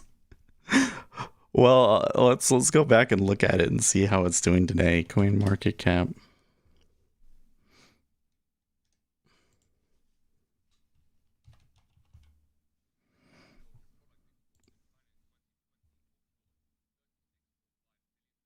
It has a fully diluted market cap of $1 million. What? Okay, anyways. I don't know what that means. If the max supply was in circulation. Oh, I see. If it had all been mined out, perhaps. Looks like they're still going good. So the price hasn't increased per se, but the market cap is definitely still going. The market cap is increasing a lot higher than that, than the other bit though. It does kind of look like people are accumulating it, doesn't it? And we are at almost 1.5 cents.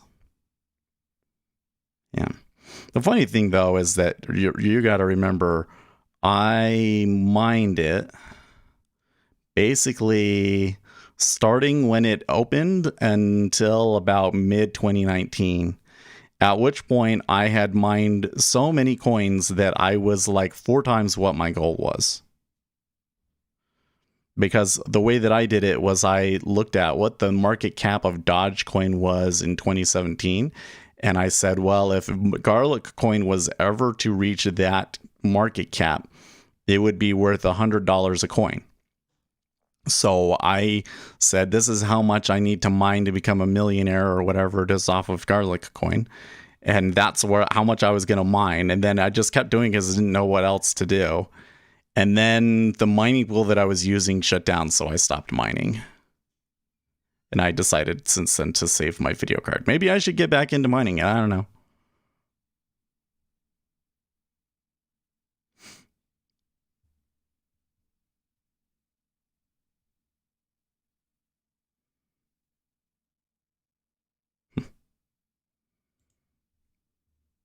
Good morning, Anon. Welcome back.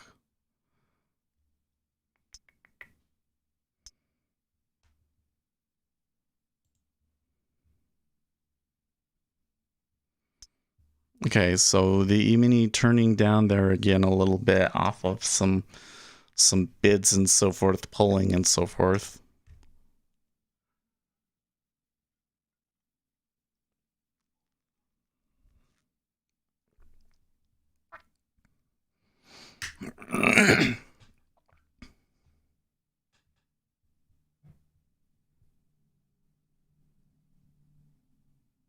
Do you ever take swing positions in futures? So every once in a while in the E-mini, I will catch a winner that I will end up holding most of the day. Yesterday was one of those cases. That winner that I caught, I wanted to hold it to the volatility target. Everything looked good. And yeah, it was. And I just ignored it and let it roll. And it reached my target, essentially. I took it off a little bit before the target because of the market on close report that happens 10 minutes before the close. But then there was like this huge rally into the close and I should have held it. But otherwise, I tend not to swing. When I'm in doing these ones in stocks, it's always a swing. And frankly, like I took a trade, over here because of all of this GameStop thing. That's unusual. And I don't expect that to continue being a thing unless like I make a ton of money off of one of these trades to use as house money. Because I know that the more that I try and day trade the stocks, the less I'm going to make. So, and I've picked some good stocks over there. So, although I'm sure that today my portfolio is not going to look very good, is it? Well, it's only at $77 loss. It's not too big of a deal.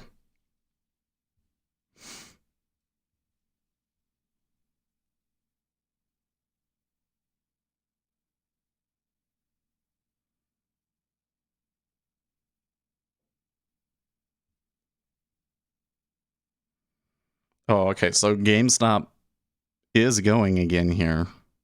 Oh, I guess I didn't have my chart all the way over, did I? Okay. So it did get going again, and after they opened it back up, it took a big jump there up to 90, and now it is pulling back.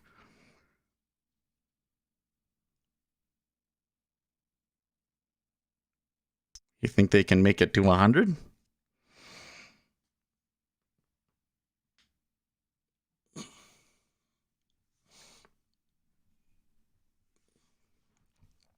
With that kind of an instrument, once you get the momentum going, it can just keep going, right?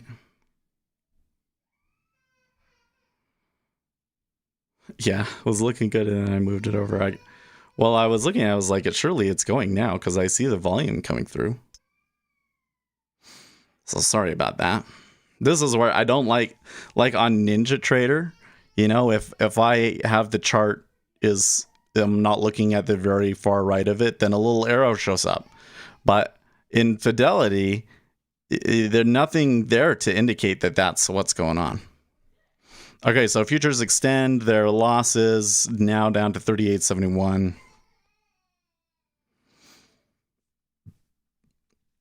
That one trade that I took and I made money on, I took it off in the right spot for sure because it did pull back.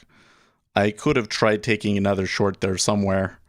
When you come back here and you look at this, you know, somewhere up in here, I could have tried taking it at 74, maybe. Overall, though, I'm not really. The problem that I'm having now is that the action that I see now doesn't necessarily look like informed trading to me. It just looks like continuation. And I'm unsure how much they can continue down. Remember that 38.70 is a key support area, just based off of where they closed yesterday and the overnight lows. There's a pivot there. So I cannot tell you what it will do at that location.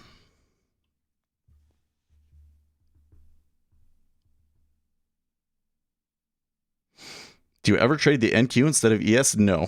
I think that trading the NQ discretionarily is crazy. That thing moves so fast and you can lose so much so quickly. All of the biggest, you know, some of the most brutal account blowups that I've seen have been on NQ. So if you got an algorithm that is specifically designed for NQ and it works, then more power to you. But I don't see how anybody clicks on a DOM or a chart and makes money trading that thing because it's just insane. You doubled down on your GameStop position? Well, let me say I'm still rooting for GameStop, but I got stopped out of my position, and I have very mixed feelings on it right now because I surely I want it to do well. I still think that there's a lot of question about how many shorts there are out there, and I'm, you know, everything that I'm seeing and what the market seems to believe suggests that the shorts are off. But then I'm like, how is that possible? And all of this sort of stuff. But then the thing that really bothers me is that when I go on the subreddit and I look at a lot of the things that people are saying now, like diamond hands and all that stuff, like you got to realize that diamond hands is not a good day trading strategy, all right? Like you're going to lose money if that's the way that you do it, because you're going to hold on to your losers and you're going to take your winners short. Or you're just going to have a low win rate overall. But there's just a lot of other things where people are saying things and basing their decisions off of things that I don't think have evidence behind them. And so it kind of makes me nervous to trade with them, you know, because it's like if they lose, they're going to lose hard. Soon as the price shot up, my broker brought up a new warning about volatility, really. Well, trading could get restricted again. The funny thing is that if it was about protecting retail investors, they should have just let them keep trading and they would have gotten their trading to be over by now, right? Like it would have ended Wednesday, Thursday if they had just let them continue trading it, and hopefully the retail traders would have caught something, you know? They would have gotten out. And then we wouldn't be in this situation where we're like unsure and in denial and all that.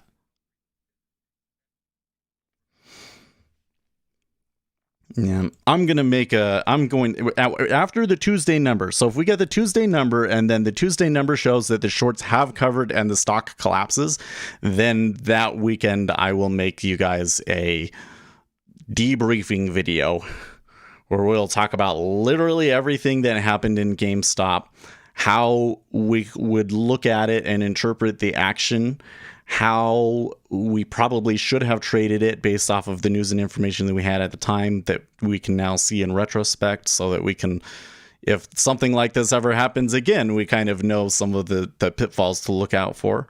And I'll also go through every tiny little thing I've seen out there, people saying that is wrong, so that you don't come out of the GME thing with these beliefs that are false about how the market works. So we find out if the shorts getting out was legit on Tuesday. Correct. The official numbers from I don't even remember what the organization is that reports it. But there's the official, so like Yahoo Finance, when you go on Yahoo Finance and it says number of short shares outstanding, the report that they get that number from is released on Tuesday. And the number that they tell you is a week delayed. So they have calculated what the shorts were from Tuesday, and that report comes out next Tuesday.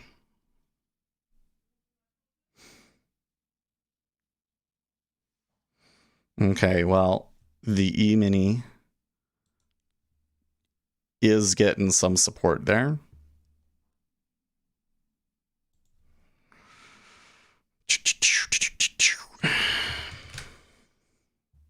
Yahoo's Finance's real-time chart is delayed by 15 minutes. Oh, really? Yeah, you can view the trading view charts. I think that if you don't have like good data, that your best charts are going to be trading view. And trading view, you get stocks live, but futures are delayed by like 10 minutes, 20 minutes or something like that. There's some other things with trading view that if you pay, then you get all the stuff, but otherwise it's like, ugh, I want this thing and this thing.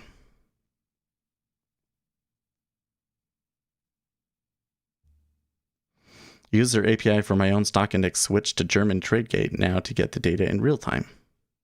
It's so funny that I remember when TradingView started, because I still worked for Goldman, and that there was no way for me to get. Can you believe you work for Goldman Sachs in technology and there's no way for you to get live futures data? But that's what I had to do, and I had to pay. I paid the $10 a month to get the live data to use. And it was great, but I never imagined that it was get as big as it did. In fact, the only reason I was using it at the time was because most other charts that would actually give you like real data would get blocked by the firewall, and TradingView was the only one that got through.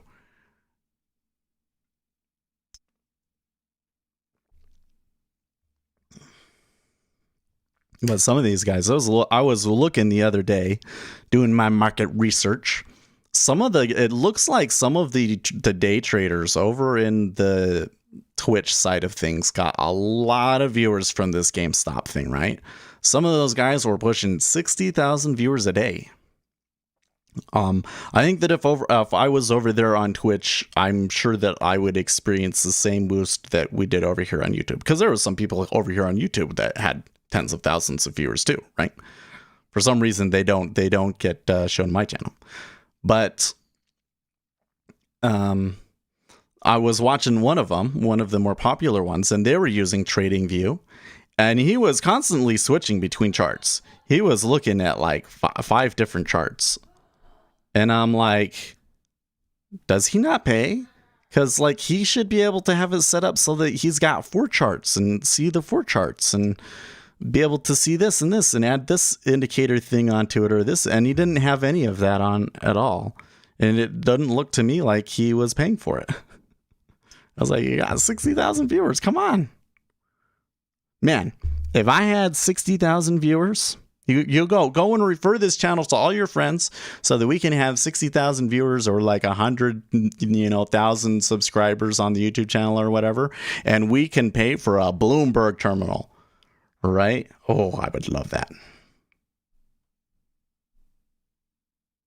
60,000 viewers is a lot. Like the amount, I guess if you're streaming on Twitch, I don't know what it ends up being, because it kind of depends on how much people donate to you on the stream mostly. But on YouTube, the amount that you make on advertising for that, it's it's a appreciable amount of money. There's a cheaper monthly version with less indicators and like 2 charts. I was paying for like the $10 version because that's what I needed to pay for to get futures data.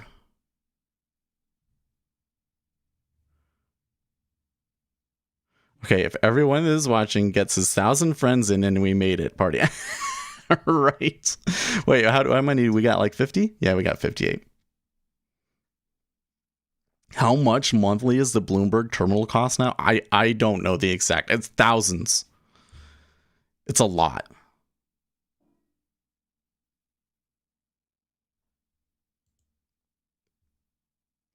Oh my God. One of the things that was driving me crazy I was seeing yesterday is somebody was like, oh, look, I got the Bloomberg terminal. I'll help you guys. Come in my Discord. I see. So what you're really going to do is you're going to have the Bloomberg terminal and you're going to get in trades and then have everybody follow you through your Discord. Gotcha.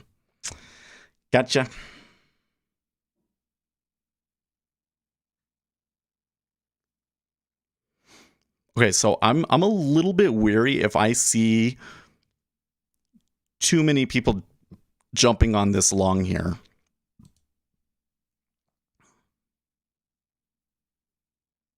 Because what I see is a touch of that support area, small bounce, another touch, and now it's taking off here, right? So this is all of the retail traders trading support and resistance are taking that. That doesn't necessarily give us an edge in terms of what direction it's going to go, because that's not really determinant of what it's going to go, right? So if I see a reason to take it short, I'm probably going to be more prone to taking it because I will be able to see the price impact of all of those longs getting out. All those longs getting in on a trade that's working out for them for now, but I know doesn't have an edge, Trying to use their execution impact against them. It's about $24,000 per yearly license for one machine. Jeez. Yeah, it's like $2,000 a month, basically, then.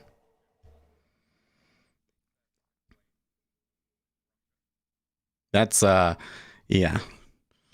I unfortunately can't spend, 20% of my yearly income on a Bloomberg terminal, unfortunately. But I'll tell you, if we ever get to the spot where the channel is making a decent chunk of change and we can pay for that, then we will. So that's where it's kind of like it's worth, it seems like, well, Seth doesn't really need it, but if you subscribe to the monthly membership, you click the join button down at the bottom and you can get the indicators for $10 a month, including my positioning model, which, by the way, is doing some interesting things right now and is maybe suggesting that we've just come back to the break-even spot, which means here again that if it's not over yet, there's still a good chance of it flipping back down here at this point and like writing that line down. But if it does recover, there's also this 3878. And even if we get up to this line, that's still not like a certain reversal or anything. So just keep that in mind. Up to 82, then it would be like, oh, okay. Anyways, you get that for $10 a month. You click the join button down below. And those are the sorts of things that we use it for, is we use it to make the stream better. So, and there are still a few pieces of equipment that I want to get. I think I should get a teleprompter, and I definitely need to get a lavalier mic so that we can make more videos with the whiteboard. Oh, why am I over here still? The whiteboard. Would like to make more videos with the whiteboard, and so get a good lavalier mic system. I guess I could buy that right now, but I kind of want to save a little bit more first before I do anything like that. And yeah, but if we had like 100,000 subscribers, like some of these trading YouTubers do, then maybe we could use the profits from the YouTube channel to get a Bloomberg terminal. We wouldn't even need to be at 100,000, to be honest with you.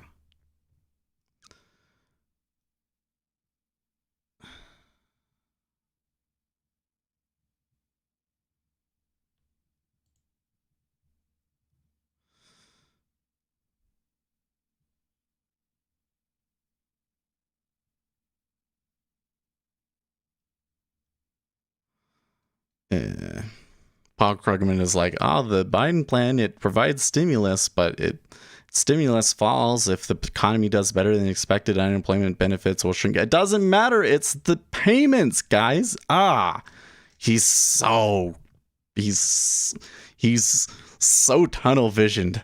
Oh my gosh. I would love to see him trade because I think he would be so bad at it. Okay. I'm sorry. My part isn't bickering.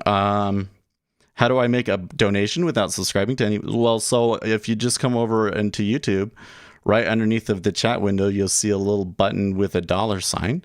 And then you can do something like send a highlighted message or a super sticker and attach a donation to it. Who are your favorite political pundits? I don't really think I have a favorite pundit. I don't watch cable news. That's the first thing I'll tell you is I don't watch cable news.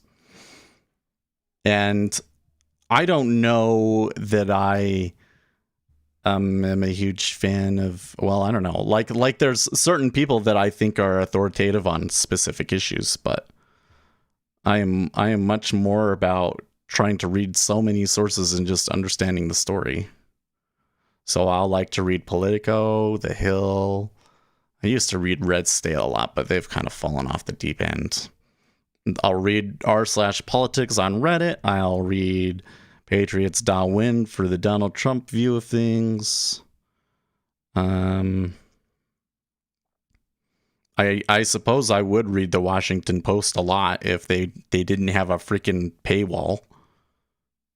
That's the one that drives me crazy is why does Reddit post so many links to a website with a paywall? It used to be that if you posted a link to a paywall, you were automatically going to be downvoted. But then all of a sudden, because the Washington Post became like the resistance, it was okay. Oh, I hate it so much. Okay, anyways. Michael IP says only have join highlighted. Maybe it's a regional thing. Oh, I don't know. Can you not see? Well, let me show you what it should look like. I won't show you my little panel thing. I'll show you over here. So if I come over here, here's the stream. Bam, bam, bam, bam. And then you see down underneath of the chat window the little $sign. Show your support for speculators at day trading. There's also custom emojis. So if you do join the channel for $1 a month, you can get all of these lovely emojis. A ball, right? You know, these are all the amazing emojis that you can use if you are a subscriber. You can use the shocked Seth, the money printer, the gay bear, or the bull. I mean, maybe we replace the bowling with something better at some point, but that's the best that we got right now.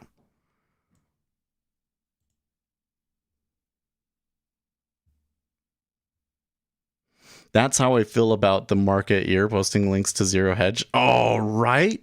So I was subscribed to Zero Hedge, right? And I was like, well, I don't really feel like I'm getting a whole lot out of it because the articles that are like, you can't read early, there's not enough of them for me to be like paying for this. And I don't look at the Marketeer stuff that often, and it looks like they're still posting it on Twitter.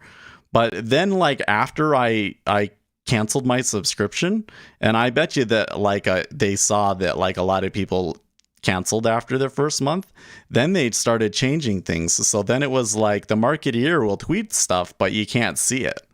I'm like, well, what's even the point of you tweeting anymore if you can't, if it's only goes to subscribers at zero hedge. And then I started seeing the stories that were only the subscribers see it. So I was like, maybe I should subscribe again. I don't know.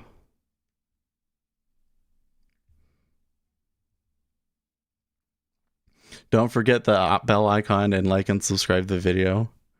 That one's so like, so the thing is that everybody on YouTube, right? Anytime that they do a video, it's always like, please like and subscribe and blah, blah, blah, blah, blah, blah, blah, and hit the bell. Like, it's such a trope, right? This channel is a channel where hitting that bell icon makes a big difference, because my subscribers, they are not people that just like tangentially watch YouTube from time to time and they want to see the latest entertainment video. No, like my subscribers, they come in here and they watch this every day and they want to see every video that I post. And they might not be interested in watching every video that I post because they might already know that stuff, but they still want to see what it is and be presented with it. And so that is where you should click the bell icon, right? Because the bell icon means that when new videos are posted or when the stream is going live in the morning, YouTube will show it to you. Whereas if you don't show it to you, if you don't click that bell icon, whether or not it actually is recommended to you is kind of sketchy. And in fact, it kind of seems like the only thing that being subscribed does on its own is that the channel's videos will come up when you look at the subscription tab, right? So I always feel like I'm saying that, but then I'm like, but no, you don't understand. Like, if you're really into this, you really should click the bell icon. You're only here for the baby.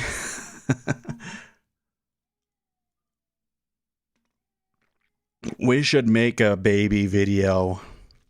Stock pics. maybe Asher can put to rest this, is what's going to happen with GameStop, and are the shorts out or not? This is what happened in the market the past week. I'll watch that later. Okay, so you were asking me, have you done an algo considering Fibonacci levels? I'm also a software developer. The thing with Fibs is, where do you start your levels at? Oh, there's so many interesting things with Fibonacci's. Well, so let me tell you one thing. The first is, remember that there's this pattern, okay? A large meta order comes in and has an impact on price, and it follows a square root law, which means that over time, the larger that the meta order is, the impact tends to, starts to trail off. And then there will be the short-term regime change afterwards, after that meta order ends. And then if they then take it the other way, you will go even lower. Okay, look, it's right here. You can see the pattern all the time. Now remember, it's a pattern. It's definitely a thing. Does it tell you what's going to happen next? No, it does not. So ultimately, the pattern being useless. Now, if we were to, let's see here, can I draw? Yes, I can draw. I can draw Fibonacci times retracement. There we go. From there to there. Oh, that is not what it was supposed to do.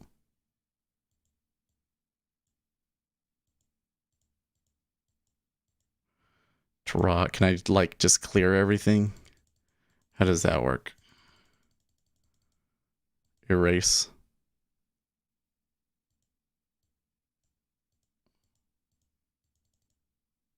That's so annoying.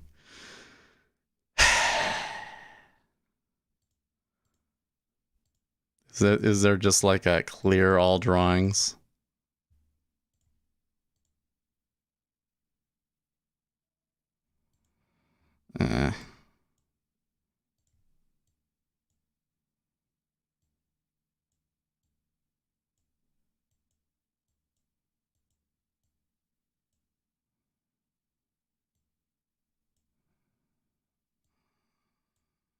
Shouldn't have drawn it there. Gosh. This has got to be so frustrating to watch me do this, huh? Okay, let's try it again. There you go. Okay. So here's something that I've noticed is really common, is that when you get this kind of a move, that the pullback is 50%.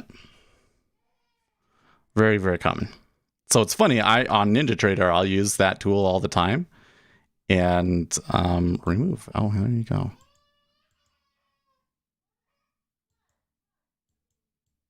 Oh, that is so retarded. Is there a way to get rid of those? Style.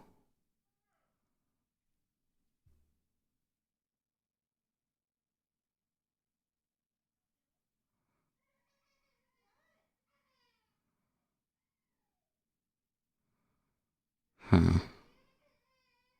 It doesn't look like you actually can. Look, it won't let me click on it. Stop! Why? Why not? Oh. Ah. Okay, wait. What if I do this? AMC. Okay, cool. And then I come back. GME. God damn it. Gosh dang it. No.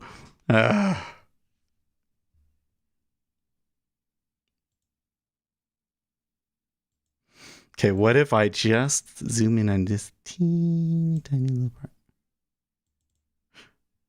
Oh, actually, I know.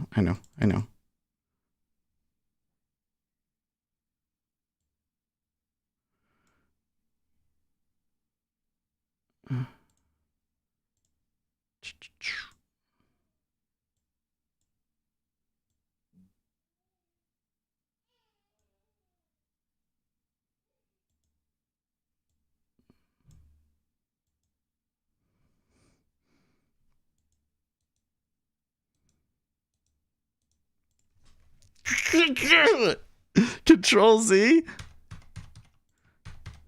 No, it doesn't do squat. How do you do? Oh my gosh. Fidelity. I hope whoever develops this application, whoever makes Active Trader Pro for Fidelity, I hope you see this video and what I'm dealing with here.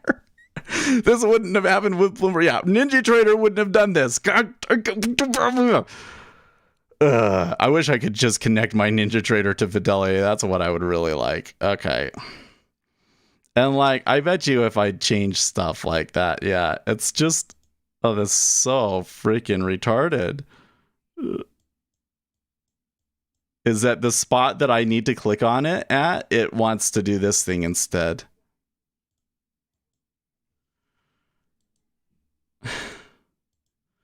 Okay, what if I just close the window, new chart? Okay. GME. Okay. Man. Fetch.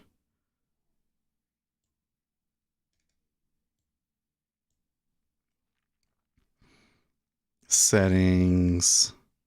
Show extended hours. I don't really care about the volume right now, to be honest. Candlestick. Apply, and we don't need 1 minute chart. We can do 5 minute chart. Okay. Just delete. Yeah, I deleted the chart. That was so terrible, right? Oh my gosh.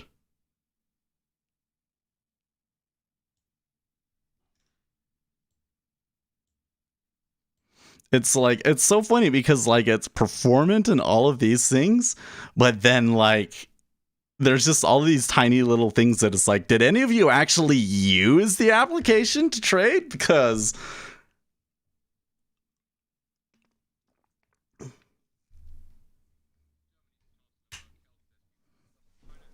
they're a great broker. I totally recommend Fidelity. I think they've done a good job for me, but I think that their platform sucks. Okay, how many brokers / platforms? I'm using 3 platforms right now. I only have 2 brokers. If I had multiple futures brokers, then I have to pay their professional fee and all that. Maybe I should just bite down and do that and pay the $100 professional fee so that I can call myself a professional. Ooh, am I going to get my target? Am I going to get my target on one of my robot trades? Ooh. Okay, but they both took some losses, bad losses today. Both Indy and Joseph took some losses today. We are kind of heading back up to the 82.75 area. I guess the buy wouldn't have been so bad, would it? Down at 70. What's that professional fee? It's like $100 a month. So if you like pass a combine, then you have to pay $100 a month. If you have multiple futures brokers, then you have to pay the $100 a month fee. So like there's all this stuff now to avoid having to get multiple data feeds and stuff so that you don't have to pay the professional fee. Because most retail traders don't want to do that.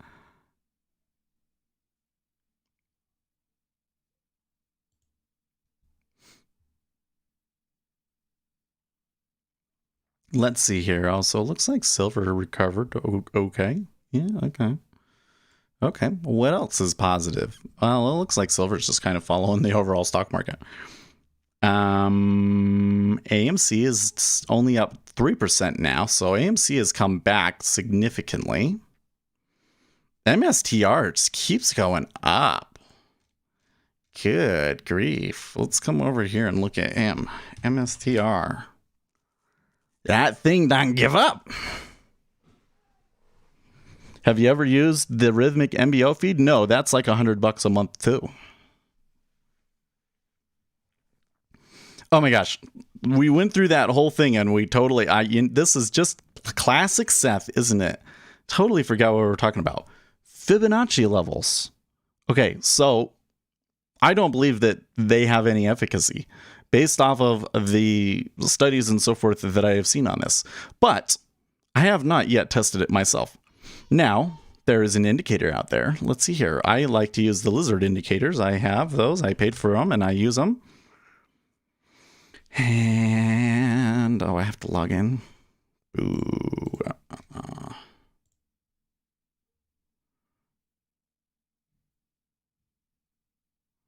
He's going to be looking at it seems like that it has tracks and it like tracks how much you download and stuff. And he's going to be like, uh-oh. There, Seth is on there again.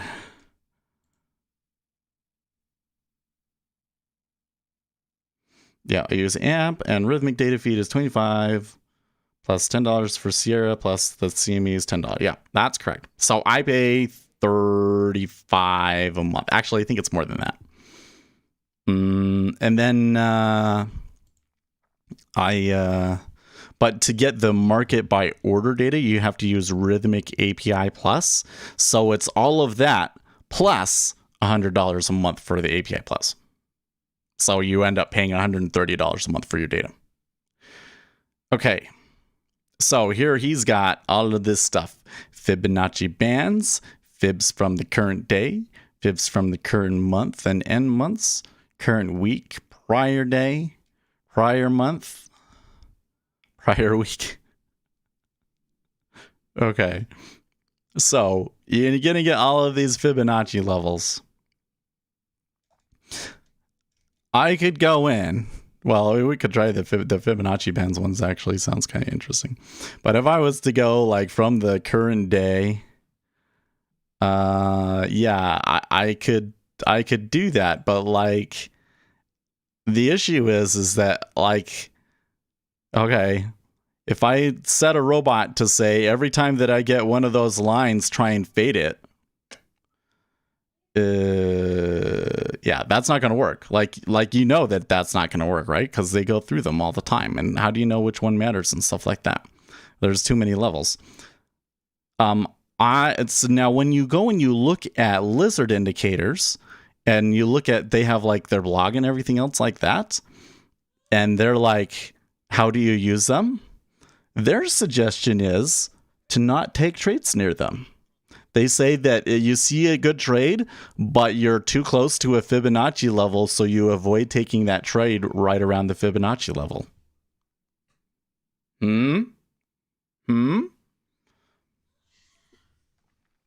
So this is just like what I was saying before. Remember, so this is getting a little bit more speculative now, what I'm going to share with you, right? If the trade is that it goes like this, I can drop better circle than that. If it has a square root law impact, and then the sign change increases the impact, causing the original thing to lose money, right? So the guy that bought here and then sold here loses money. But what happens if you just sell here and buy here and you're one contract and you don't have any impact? You make money on that, right?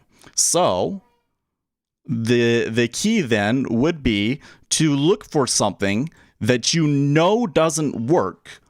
Wait for the impact of that thing to come in and hit.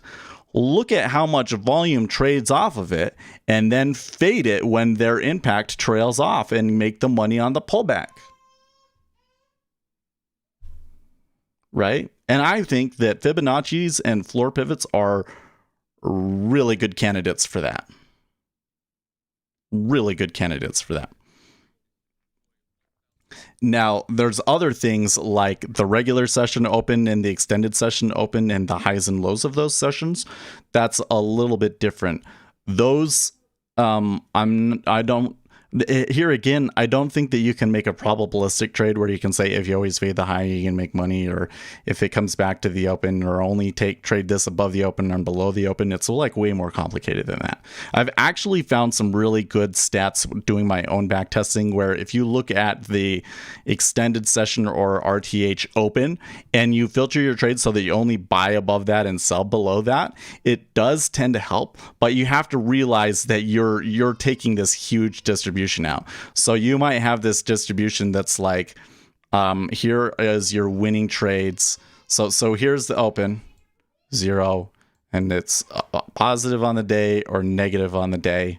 And here's the number of winning trades that are like that. So maybe your winning trades is like this. And maybe your losing trades is like this. Something like that. And you could go and say my long winning trades and my short winning trades, right? And so then you would be able to go in and you would be able to say, okay, so if I only take them when I'm long, when I'm above the open, then I will get a better win rate. And so you'll see that your win rate will increase by like 1%, and what do we call it? Profit factor will increase and so forth, maybe by like 0.2. Yeah. But then what happens is the number of trades is half. And so you end up making less money anyways, right? With those sorts of things. So it's like, you get what I mean? So it's kind of interesting how you can go in and you can find a statistical aberration in the market data for sure, but that doesn't always help you.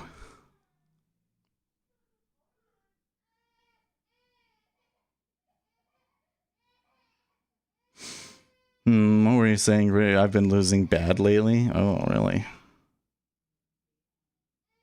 Well, I would think that there are some points this week that, especially if you're using something that's heavily dependent on large trends, that it could screw you up, right?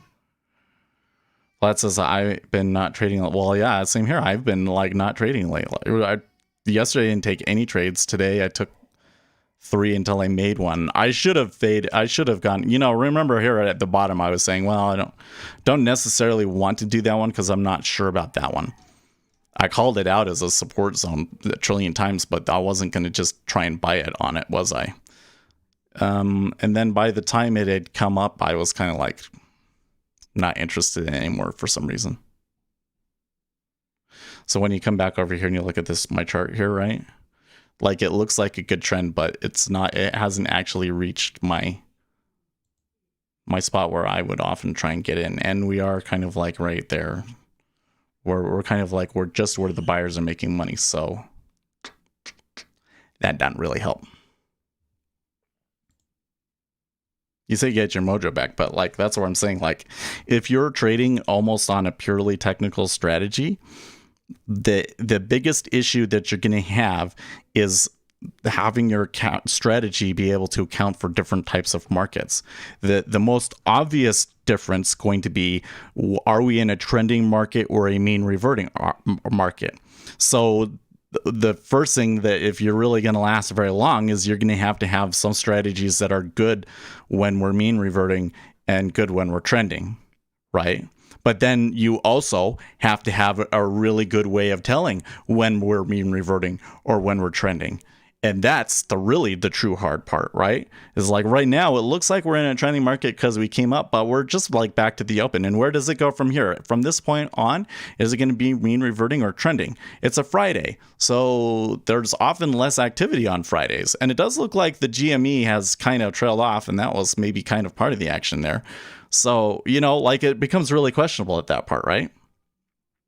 And there's so many different iterations of that. So by the time that you have determined the criteria to determine like what strategy you should be using for what day and things like that, you're talking about something that's going to have like 20 different conditions, and you might as well have just programmed it.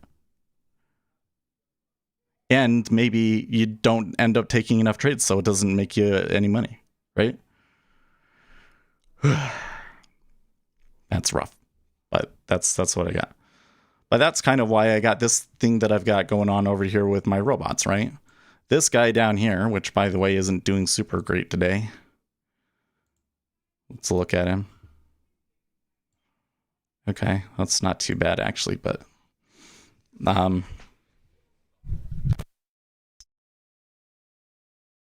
just some news coming in there. Yeah, this one is supposed to be the mean reverting strategy. So the mean reverting strategy was kind of okay. These ones are more trending. Joseph and Squire in particular are trend strategies. And Indy and Brandon are order flow. Brandon is actually a mean reversion strategy. Sorry, Indy is a mean reversion, and Brandon is kind of a trying to catch the start of a trend based off of a key order imbalance that tends to happen. That uses my indicator that I'm always showing you, the inventory cost basis.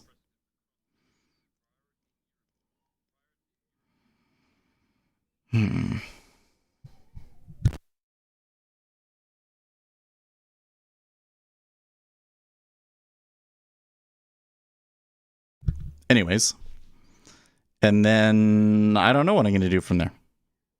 I think that these have more optimizations to make because they don't really factor in trend. And that's another issue, is that determining trend is very difficult. The moving average strategies that we have just aren't really sufficient. You just think about it. You like watch the DOM and then ask yourself, okay, are we in an uptrend day or a downtrend day? Like, what is the longer term daily trend? And then go and look at what your moving averages will tell you, right? And you'll find all these situations where the moving average tells you that that's not what's going on. And then, so as an example, right now, my super smoother actually did turn down a little bit. So the super smoother is suggesting that we may be getting a change in trend. Even though right now, from my perspective, we're definitely still in an uptrend. Multi-time frame analysis to determine market state. Well, so I've been reading that they will go and they will look at the swings and use that in some sort of really complicated Markov model, which I don't know what that means at all, but I'm reading a book about it. And I haven't been reading as much of that book as I would like. I felt bad yesterday. It was like time to go to bed, and I was like, no, I want to read my book. Well, whatever. I got stuff to do this weekend. I need like sticky notes over here. I should do some paperwork and some video script writing. Maybe write on our book a little bit. I haven't done that in a while. Oh, man. My breakfast is hitting my stomach. I don't feel good.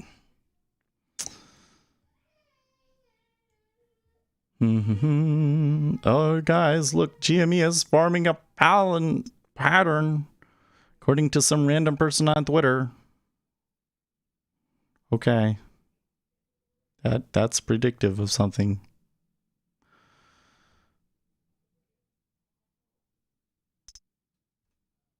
What are you saying here? What do you use for trend? I use it. Well, I have, so I like to use super smoother or a whole moving average. Ready for a stupid question? Okay, Ace.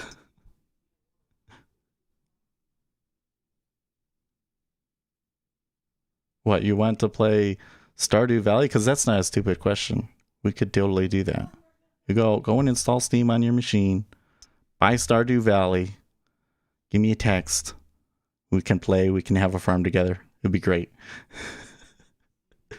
I want somebody to play. If you want to play Stardew Valley, say something in Discord or something. I kind of... Or Terraria. We could do Terraria too. I got Stardew Valley. It's for kids. It's a great game. It's for all ages. I will only play it drunk. It's an all ages game. Oh, you know, I totally forgot about this. I got some fortunes. I got a good fortune lately. Did I show you guys my good fortune from a fortune cookie? No, that's not that one. I kept this one. I don't know why I kept it, but it says you will learn more. The wise learn more from fools than fools from the wise. I keep putting that in there because every time that I see people saying stuff that I think is dumb or foolish, and I just want to chime in, and I kind of have to remind myself that my ability to convince them of something is very limited. Here it says, your hard work is about to pay off in an impactful way. Huh? See?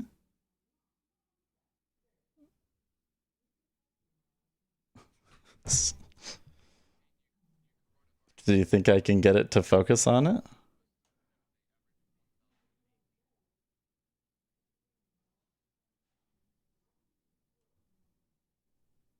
There you go. Your hard work is about to pay off in an impactful way. That means that you're all going to go tell your friends to subscribe, and we're going to have 100,000 subscribers next week, and we'll get a silver plaque.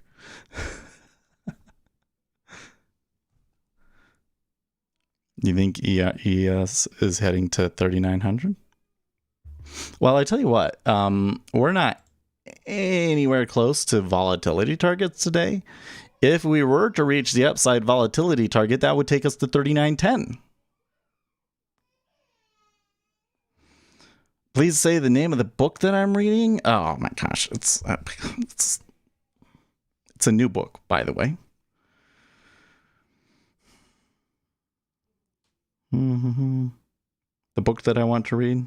I don't know what we're talking about. What is the book that I'm reading called? Detecting Regime Change in Computational Finance. That's the book I'm reading. To try and figure out a better way to deal with trend.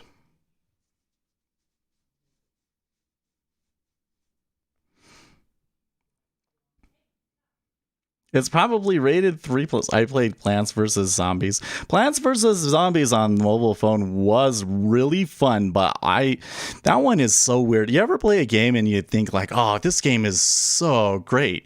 And then you're like, why did I stop playing it? Like you just kind of, there's a lot of games that are like that. It's just like you miss one day and then it's not in your mind and you completely forget about it. And that was one of those cases. So at the end of the day, do I go off my gross realized profit on NinjaTrader or total P&L? I should know this, but usually, oh, no. I totally understand. And you should look at your realized P&L, I believe. Yep. Wow, is that it's 1,000 today? Wait, how is that 1,000 today? No, I don't understand. That must not be daily. Oh no, maybe it is.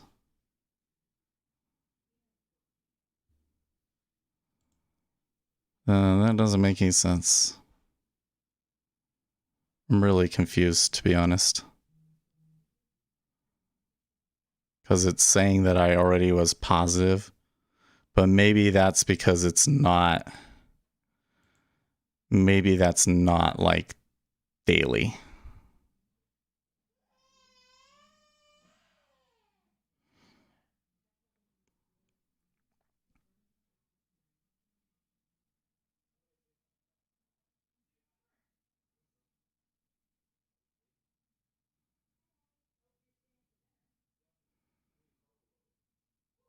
Yeah, I don't understand. I think gross realized, though, is like the correct one. I think this is what you've already made, and this is what you still have on, and then this is... Oh, what is the total P&L, though? Damn, gosh. If I wasn't in any other day, it would be easier for me to tell which one is which. Because there's definitely one that doesn't factor in the commissions, right?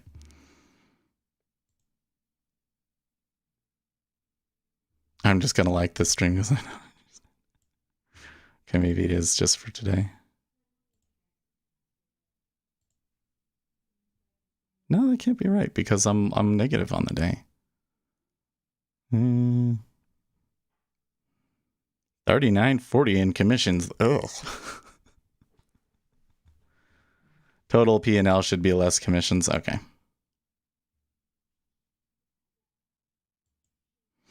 But I don't. Does it reset at the end of every day, or does it carry over from previous days? Because when I look at my strategies and my positions, so it says I'm long 2 in the ES, and I've made 500 on that so far.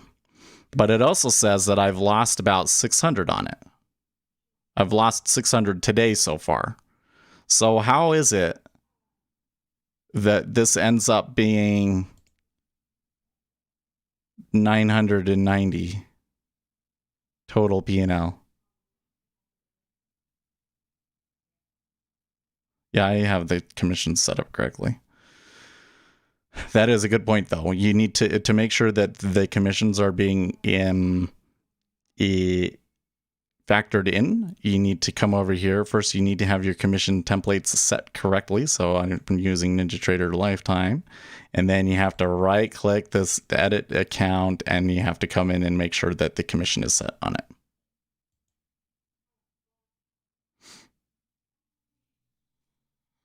Looks like we have a pivot in the 10-minute. Look at where it turned on my chart here. Literally right where I predicted it would at the very bottom. Remember I said somewhere around 38.80.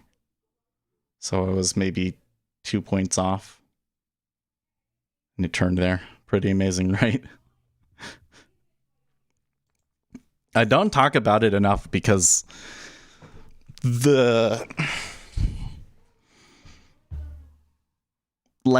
I go in and I do the statistics and I'm just like, okay, if you come up to that spot and you fade it, like what is most likely to happen? And I go over a year, it's really, really small percentages that I'm not so sure that you can read a lot from. But the number of times that it does something at one of those points is insane. It will turn at one of those lines every day.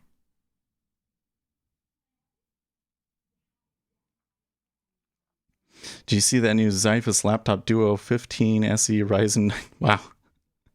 300 hertz. Wow.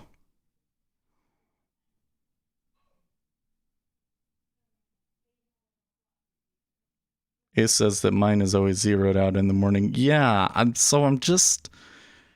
don't understand. Oh, so why is this positive? Because 1776, and it says that it made 115. So that also does not make any sense. So if I come in here and I say strategy performance real time. Okay. And then I come over here and I say trade performance.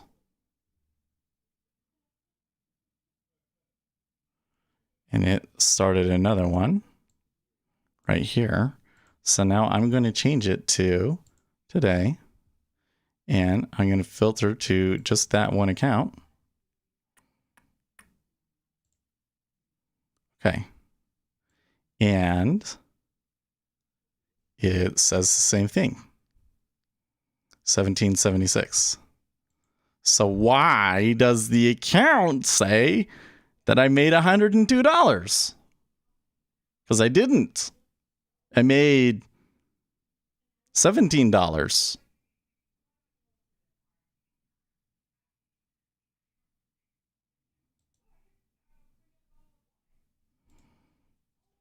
Executions today. I don't get it. I don't think what it's showing me there is correct, to be honest with you.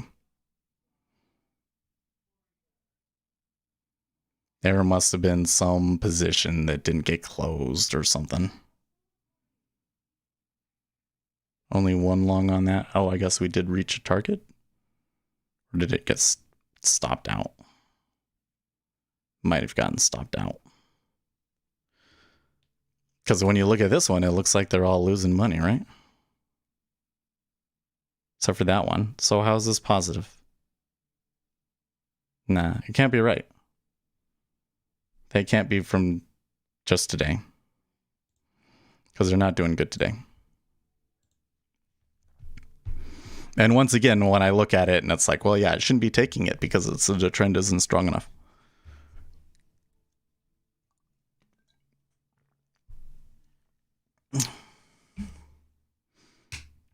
No throttle. Anyways.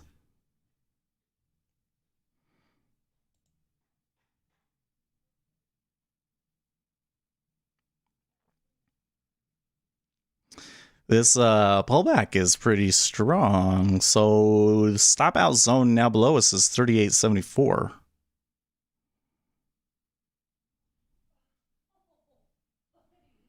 Oh.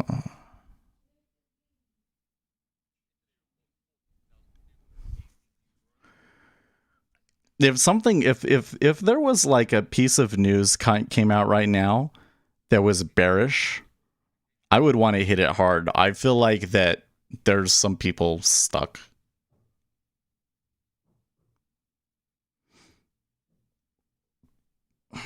I could be wrong, but I see a few things that suggest to me that there are some trapped traders.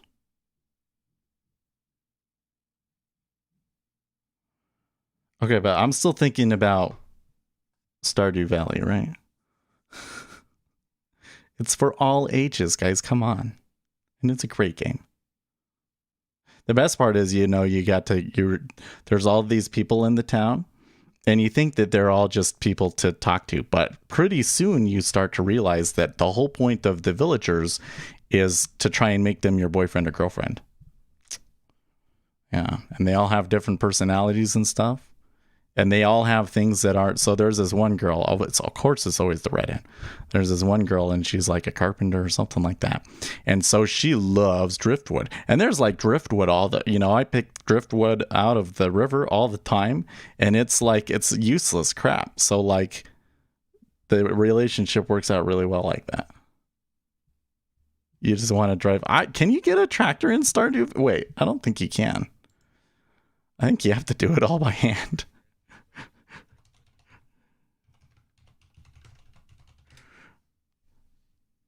There is a tractor mod, but the default game doesn't come with it. Finally, the tractor mod I've been waiting for. Oh, I forgot that game is moddable. Here, let's just do an image. I don't want to show somebody else's video. Yeah, it's a tractor. Yes. Oh, yeah, you can get married. You can get married in the game. What is it? What is that? I'll show you. Stardew Valley characters. Okay. Oh, there's a character tier list.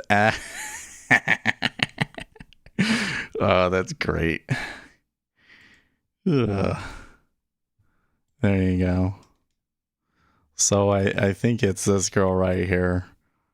I likes driftwood. It's a perfect setup. It's a perfect setup. I also like this girl right here.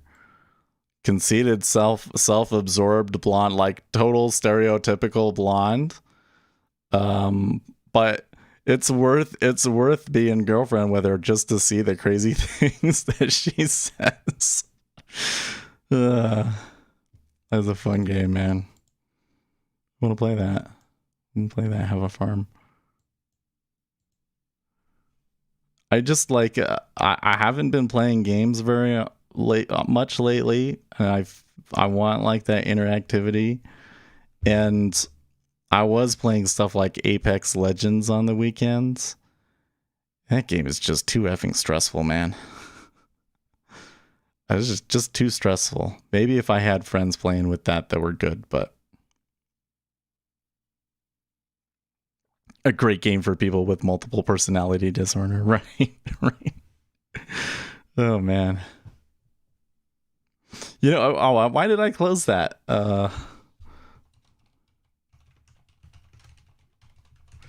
Where did they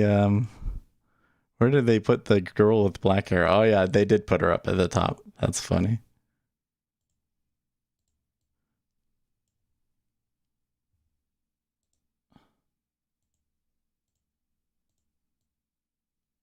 This girl right here, she's kind of a gothy. Oh man. But she's also like one of the hardest ones to woo. And this guy too. Everybody's like, even if you're a guy, they'll try and make this guy their boyfriend. Is hilarious stuff. Like that's really like half the game. That's yeah. After a hard morning of trading, the thing I really want is a stressful game to play. Right? I found that when I was playing Apex Legends, that I didn't trade as well, especially when I was trading live. It was a little bit too much.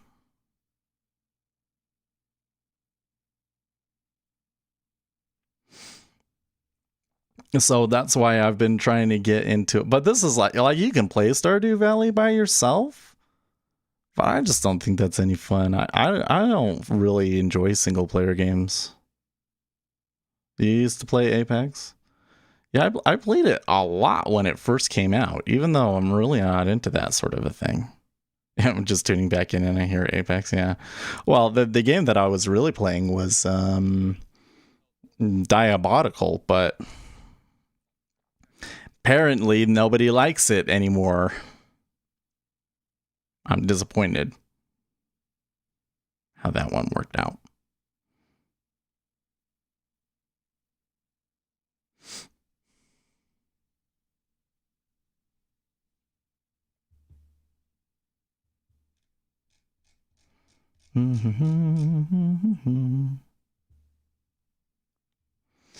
Well, we're coming back down to that spot. I'm a little... What do you think? I'm kind of eyeing it, and I'm like, oh, we could potentially buy it here. And if it doesn't work, we could potentially sell it. But then I look at the time, and I'm like, well, not only am I going to end the stream soon, but it doesn't look like... I mean, it's a Friday, so why should it continue moving? Kind of looks to me like... well, let's come back here and let me try and game out what I think happened. I think that we had NonFarms here that caused an imbalance that ultimately resulted in some people buying, and then we got an impulse the other way, and then those people took their positions off.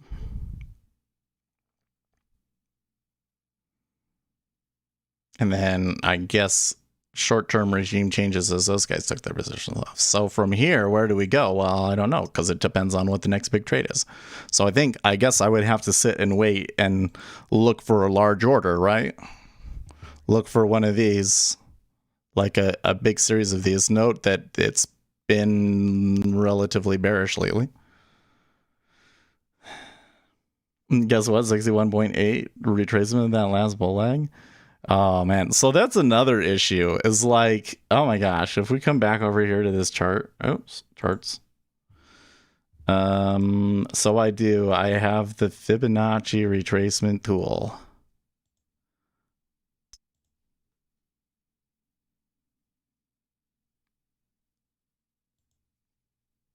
Okay, so 58% right there, right? But is that really the retracement that I should be focused on? What if, come on, maybe it should be that one right there, right? Maybe. Wait, properties. Do I just have the levels, 7 price levels? Yeah. Visible. Make these ones visible. Okay. Okay, now you can see them. Well, let's flip this around so that they go the right way.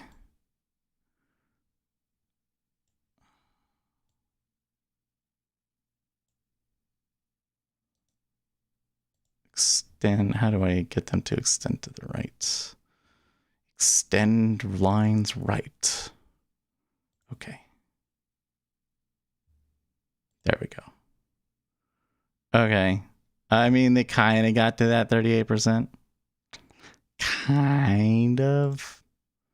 And this one, they didn't quite get to it. So then you kind of get all these things, which is like, okay, which hump matters? Which high and low matters? And like, if it goes through my Fibonacci level, is that the end of it? Or how much can I allow it to go through? And like, there's all of these little rules, right? And the issue is that if you actually program them, what you're going to find is that they don't work. And what ends up happening really is, regardless of what you do, you go and you look back at what happened in retrospect, and you look at the set of rules that would have worked out the best and convince yourself that it works. When you can't really, I have not been able to see a way to programmatically determine, to programmatically trade that. What's this most recent in the market's memory as a rule of thumb?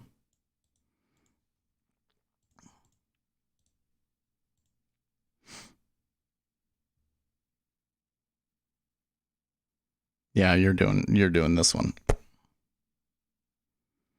And they are kind of at that 50%.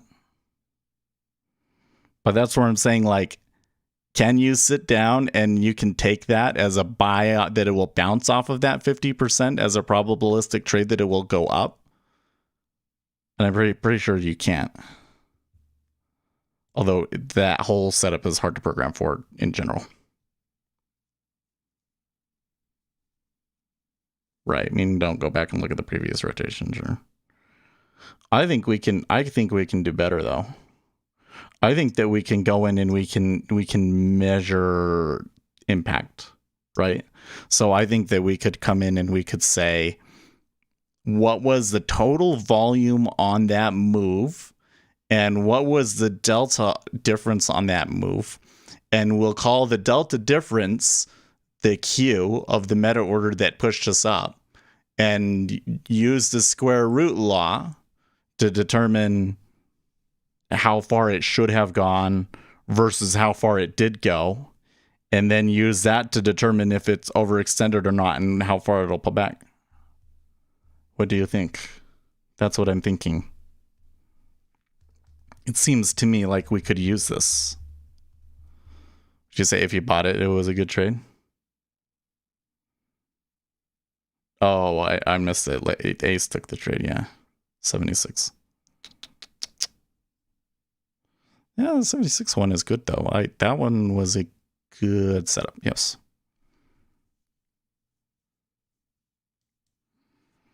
Do you think that they're going to end the day higher? I don't know. Like when I just watch this thing oscillate, I don't necessarily see it moving off of like real information or change. It kind of looks like trading to me, which is where I kind of go, like especially on Friday and the later in the session it goes, the less willing I am to trade off of that, right?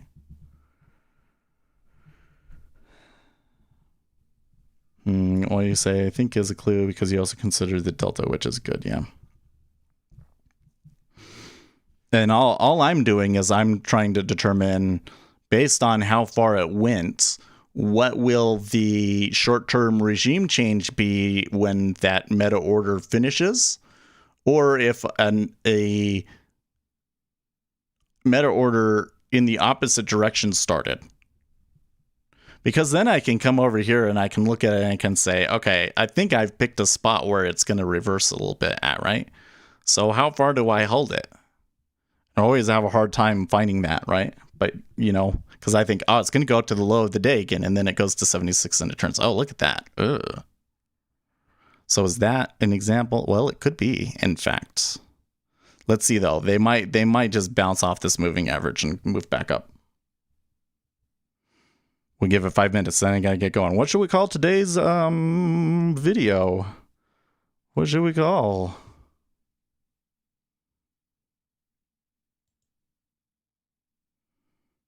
Oh, let's just call it Non-Farm Friday. We don't have to like, you know, do anything clickbaity or anything.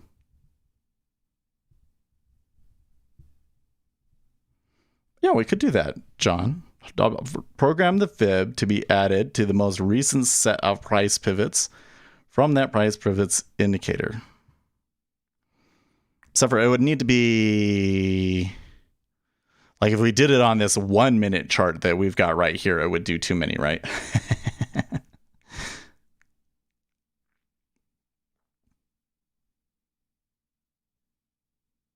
Call it Seth's big greed. here's the thing, John. This is so what you. Well, I'm gonna go to the gym tomorrow, but you go and get, the way that you do it is Steam. Steam is like the gaming platform for PC users, right? So you get Steam. This is Steam. You install Steam on your system, and then you can go and you can buy games. So maybe I don't have Terraria, so I can go and buy Terraria for $10, right? This is $10. Okay. So, but Stardew Valley, it's $15 now. Why is $15 really? It's already in your library. Yes, it is. Okay, but I bet you. Oh wait, I don't have the right screen. Okay, there's Stardew Valley. I bet you, if you install Steam and buy Stardew Valley for $15 a month or whatever. Or it's not $15, just for $15. That $15 a month for a game like that would be retarded. No. Okay, you go and you buy Stardew Valley for $15, and then we play it like on a Saturday, you know, when not a Saturday when you have family or anything, but when we can play like, you know, 2 or 3 hours for it. We make a video and then we put that on our channel, and I bet you that it would become the most watched video on the channel. I bet you it would.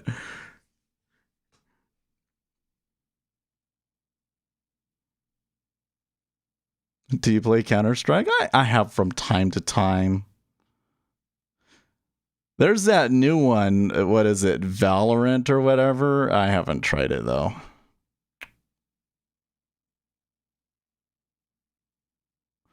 Games like Counter-Strike kind of bore me because it's just like point and click. It's all reflex, you know?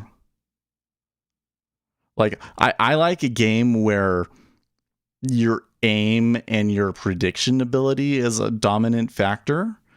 And in games like Counter-Strike, your reflexes are more important.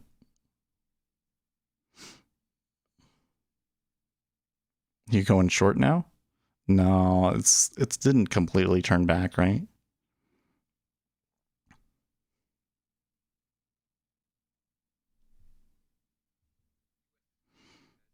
Oh, they have an air balloon in it? I haven't gotten to that part.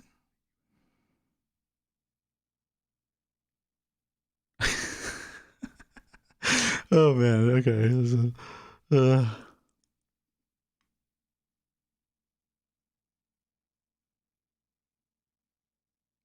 How sensitive are your mouse? Well, I switch it based on the game. I use a pretty high mouse sensitivity though. Like the mouse sensitivity itself is 1600 DPI, and I have it set up so that usually about 14 inches is a 360. He might have to change his shorts after this. Well, it didn't just flip straight back up, did it? Oh, CS depends on how sensible your mouse. Well, some of those people on that play CS have ridiculous mouse sensitivities, and I'm like, how do you guys play like that? But I prefer Quake. I should install Unreal Tournament and play Unreal Tournament with all of the fixes, the new patches and stuff. I'll just martingale it next week. There you go, Ace. I think it's time to stop. Like, it may move back up, but this is not giving indications to me at this moment that there is information trading in this market. It is just kind of oscillating around people's positions. And when it starts doing that, especially on Saturday, that's not a good trade for us usually, right? The robots win that game. Quake 3, yeah. Should go and make it. It should go because the Unreal Tournament has a new patch. I haven't really played with it a lot. Quake Champions is a bit dead, and Diabolical is great, but dead apparently too. But I can play with all the really cool graphics and stuff that you can use on Unreal Tournament 99 now. Factorio. Oh, that one sounds familiar, but I haven't played that. No. I was trying to get, maybe I'll play Minecraft with my wife. I convinced her to get it on her phone, so I have it on my phone and she has it on her phone, and I just have to have my son install the non-Java version of it on his computer, which I think you can have both installed, right? And then we can all play it. It'll be great. I would rather play Stardew Valley on our phones, but Stardew Valley doesn't have multiplayer on mobile. And then there's Terraria, but Terraria on mobile sucks.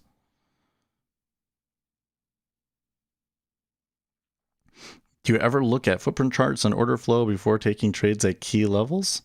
Well, so I am always looking at the order flow. I don't necessarily look at the footprint chart unless it's been a long time and I'm having a really hard time deciphering what's been going on in a location. But I'm finding these days, so I'll share one last thing with you. Anyone know who was talking about the Fibonacci? But something that we've learned from markets is that the reason that these volume profile locations come around is it has to do with like buyers want to buy here and sellers want to sell here. And then they end up filling in this gap in between because that's the spot where the liquidity is low and they don't necessarily want to trade, but they have to anyways. And can you see the pattern? Can you see it right here already? Right? So I'm finding now that I understand that I get a pretty good idea of where it's at, right? There's a little bit of buying over here, and then there's some selling over here, right? And they're meeting together in this area. But then in this area, in and of itself, there's another distribution like that. So that's a little bit about how I look at it, is that I'm going to come and I'm going to pay attention to this spot right here. And I'm going to see what the market orders are doing there. So what are we seeing right now? It looks like they're willing to trade a good number of contracts there, right? That means that those people that were interested in that area before still seem interested in transacting with each other. So then if it's gone back and forth here for a while and like the cumulative delta here isn't showing me anything too clear, this one, it's a little questionable because it's kind of sideways, but it is still slightly tilted to the upside, right? So based off of just all of that, I would expect them to try and move back up to here.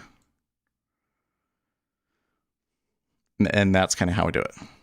But the big thing is that I have to say, is there a really a large meta order there or not? Or are they just trading that because it's the edge of the profile? I think that this right now is probably market making activity.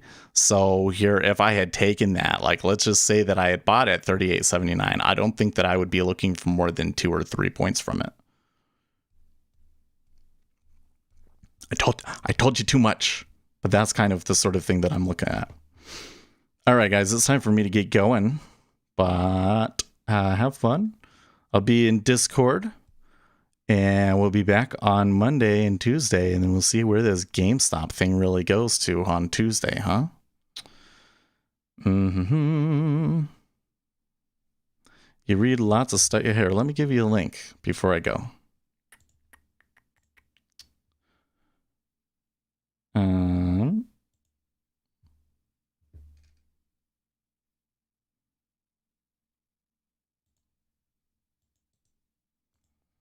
So I basically, what I do is I search for market microstructure.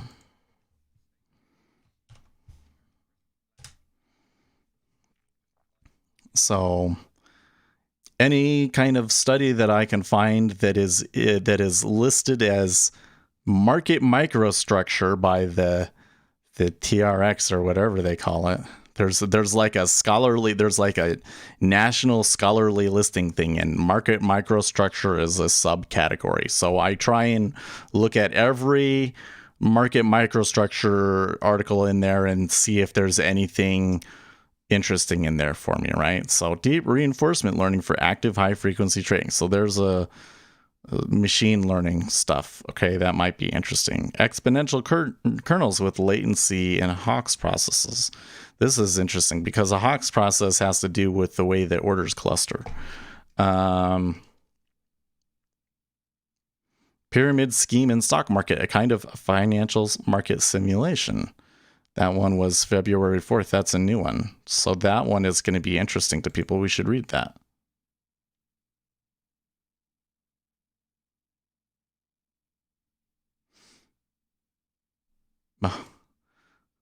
Did John show us a screenshot of his fishing? Oh yeah. Oh, that is a rod. that is a big rod.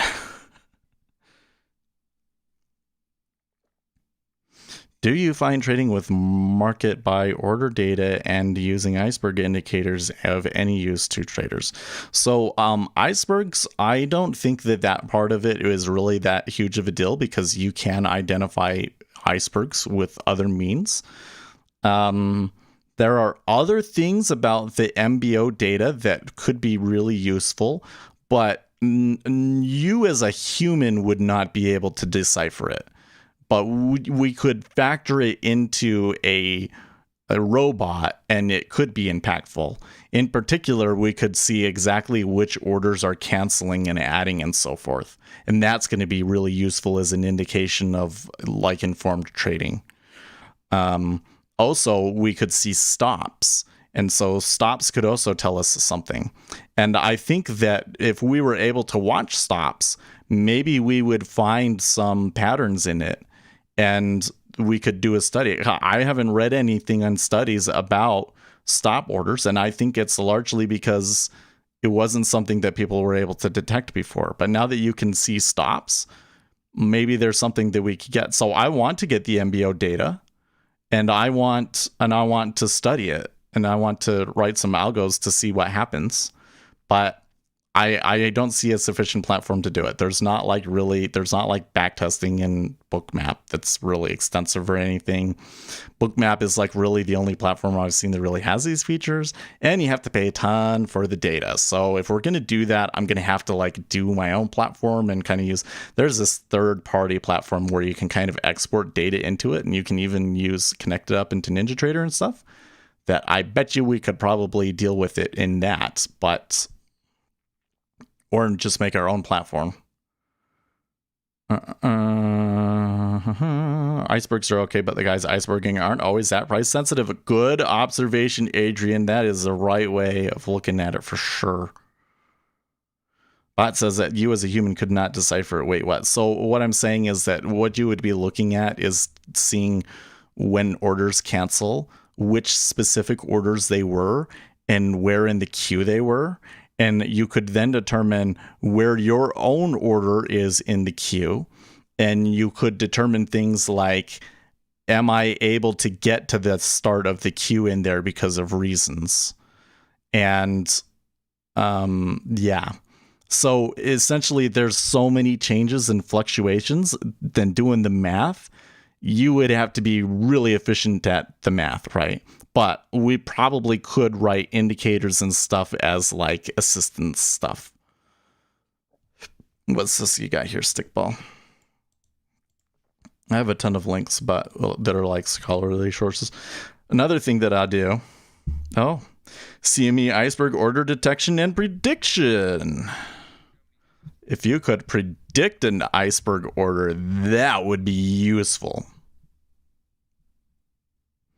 Yeah, the iceberg and stop indicator in Bookmap is fair. Oh, yeah, that's the other point. As you're paying $100 for the data, and then you're paying like $100 to see the stops. And I haven't seen anybody come out and say, well, I've been using it and I have a strategy based on the stops and I'm making $100 a month doing it, or I'm making more than $200 a month doing it, and here are my broker statements for the past 6 months. And, like if I saw that, then maybe I would be like, Okay, guys. I will read those. Oh, you've got more. You've got more? Send them to me on Discord, or post them in the education channel on Discord. Oh, yeah, that's just like the full one. How much do you make a day? Well, so on micros, if it's a good day, $100 to $200, but I don't make a ton. And I haven't been trading these futures live for the past 2 months. I'm still a little weary about trading it live. I don't know if I will change some things in March and April and start trading it then, or if the summer is good and I'll start doing it. I may wait until the fall. Yeah, you link me on Discord. Okay. Yeah. It's time for me to go. Stay profitable, friends.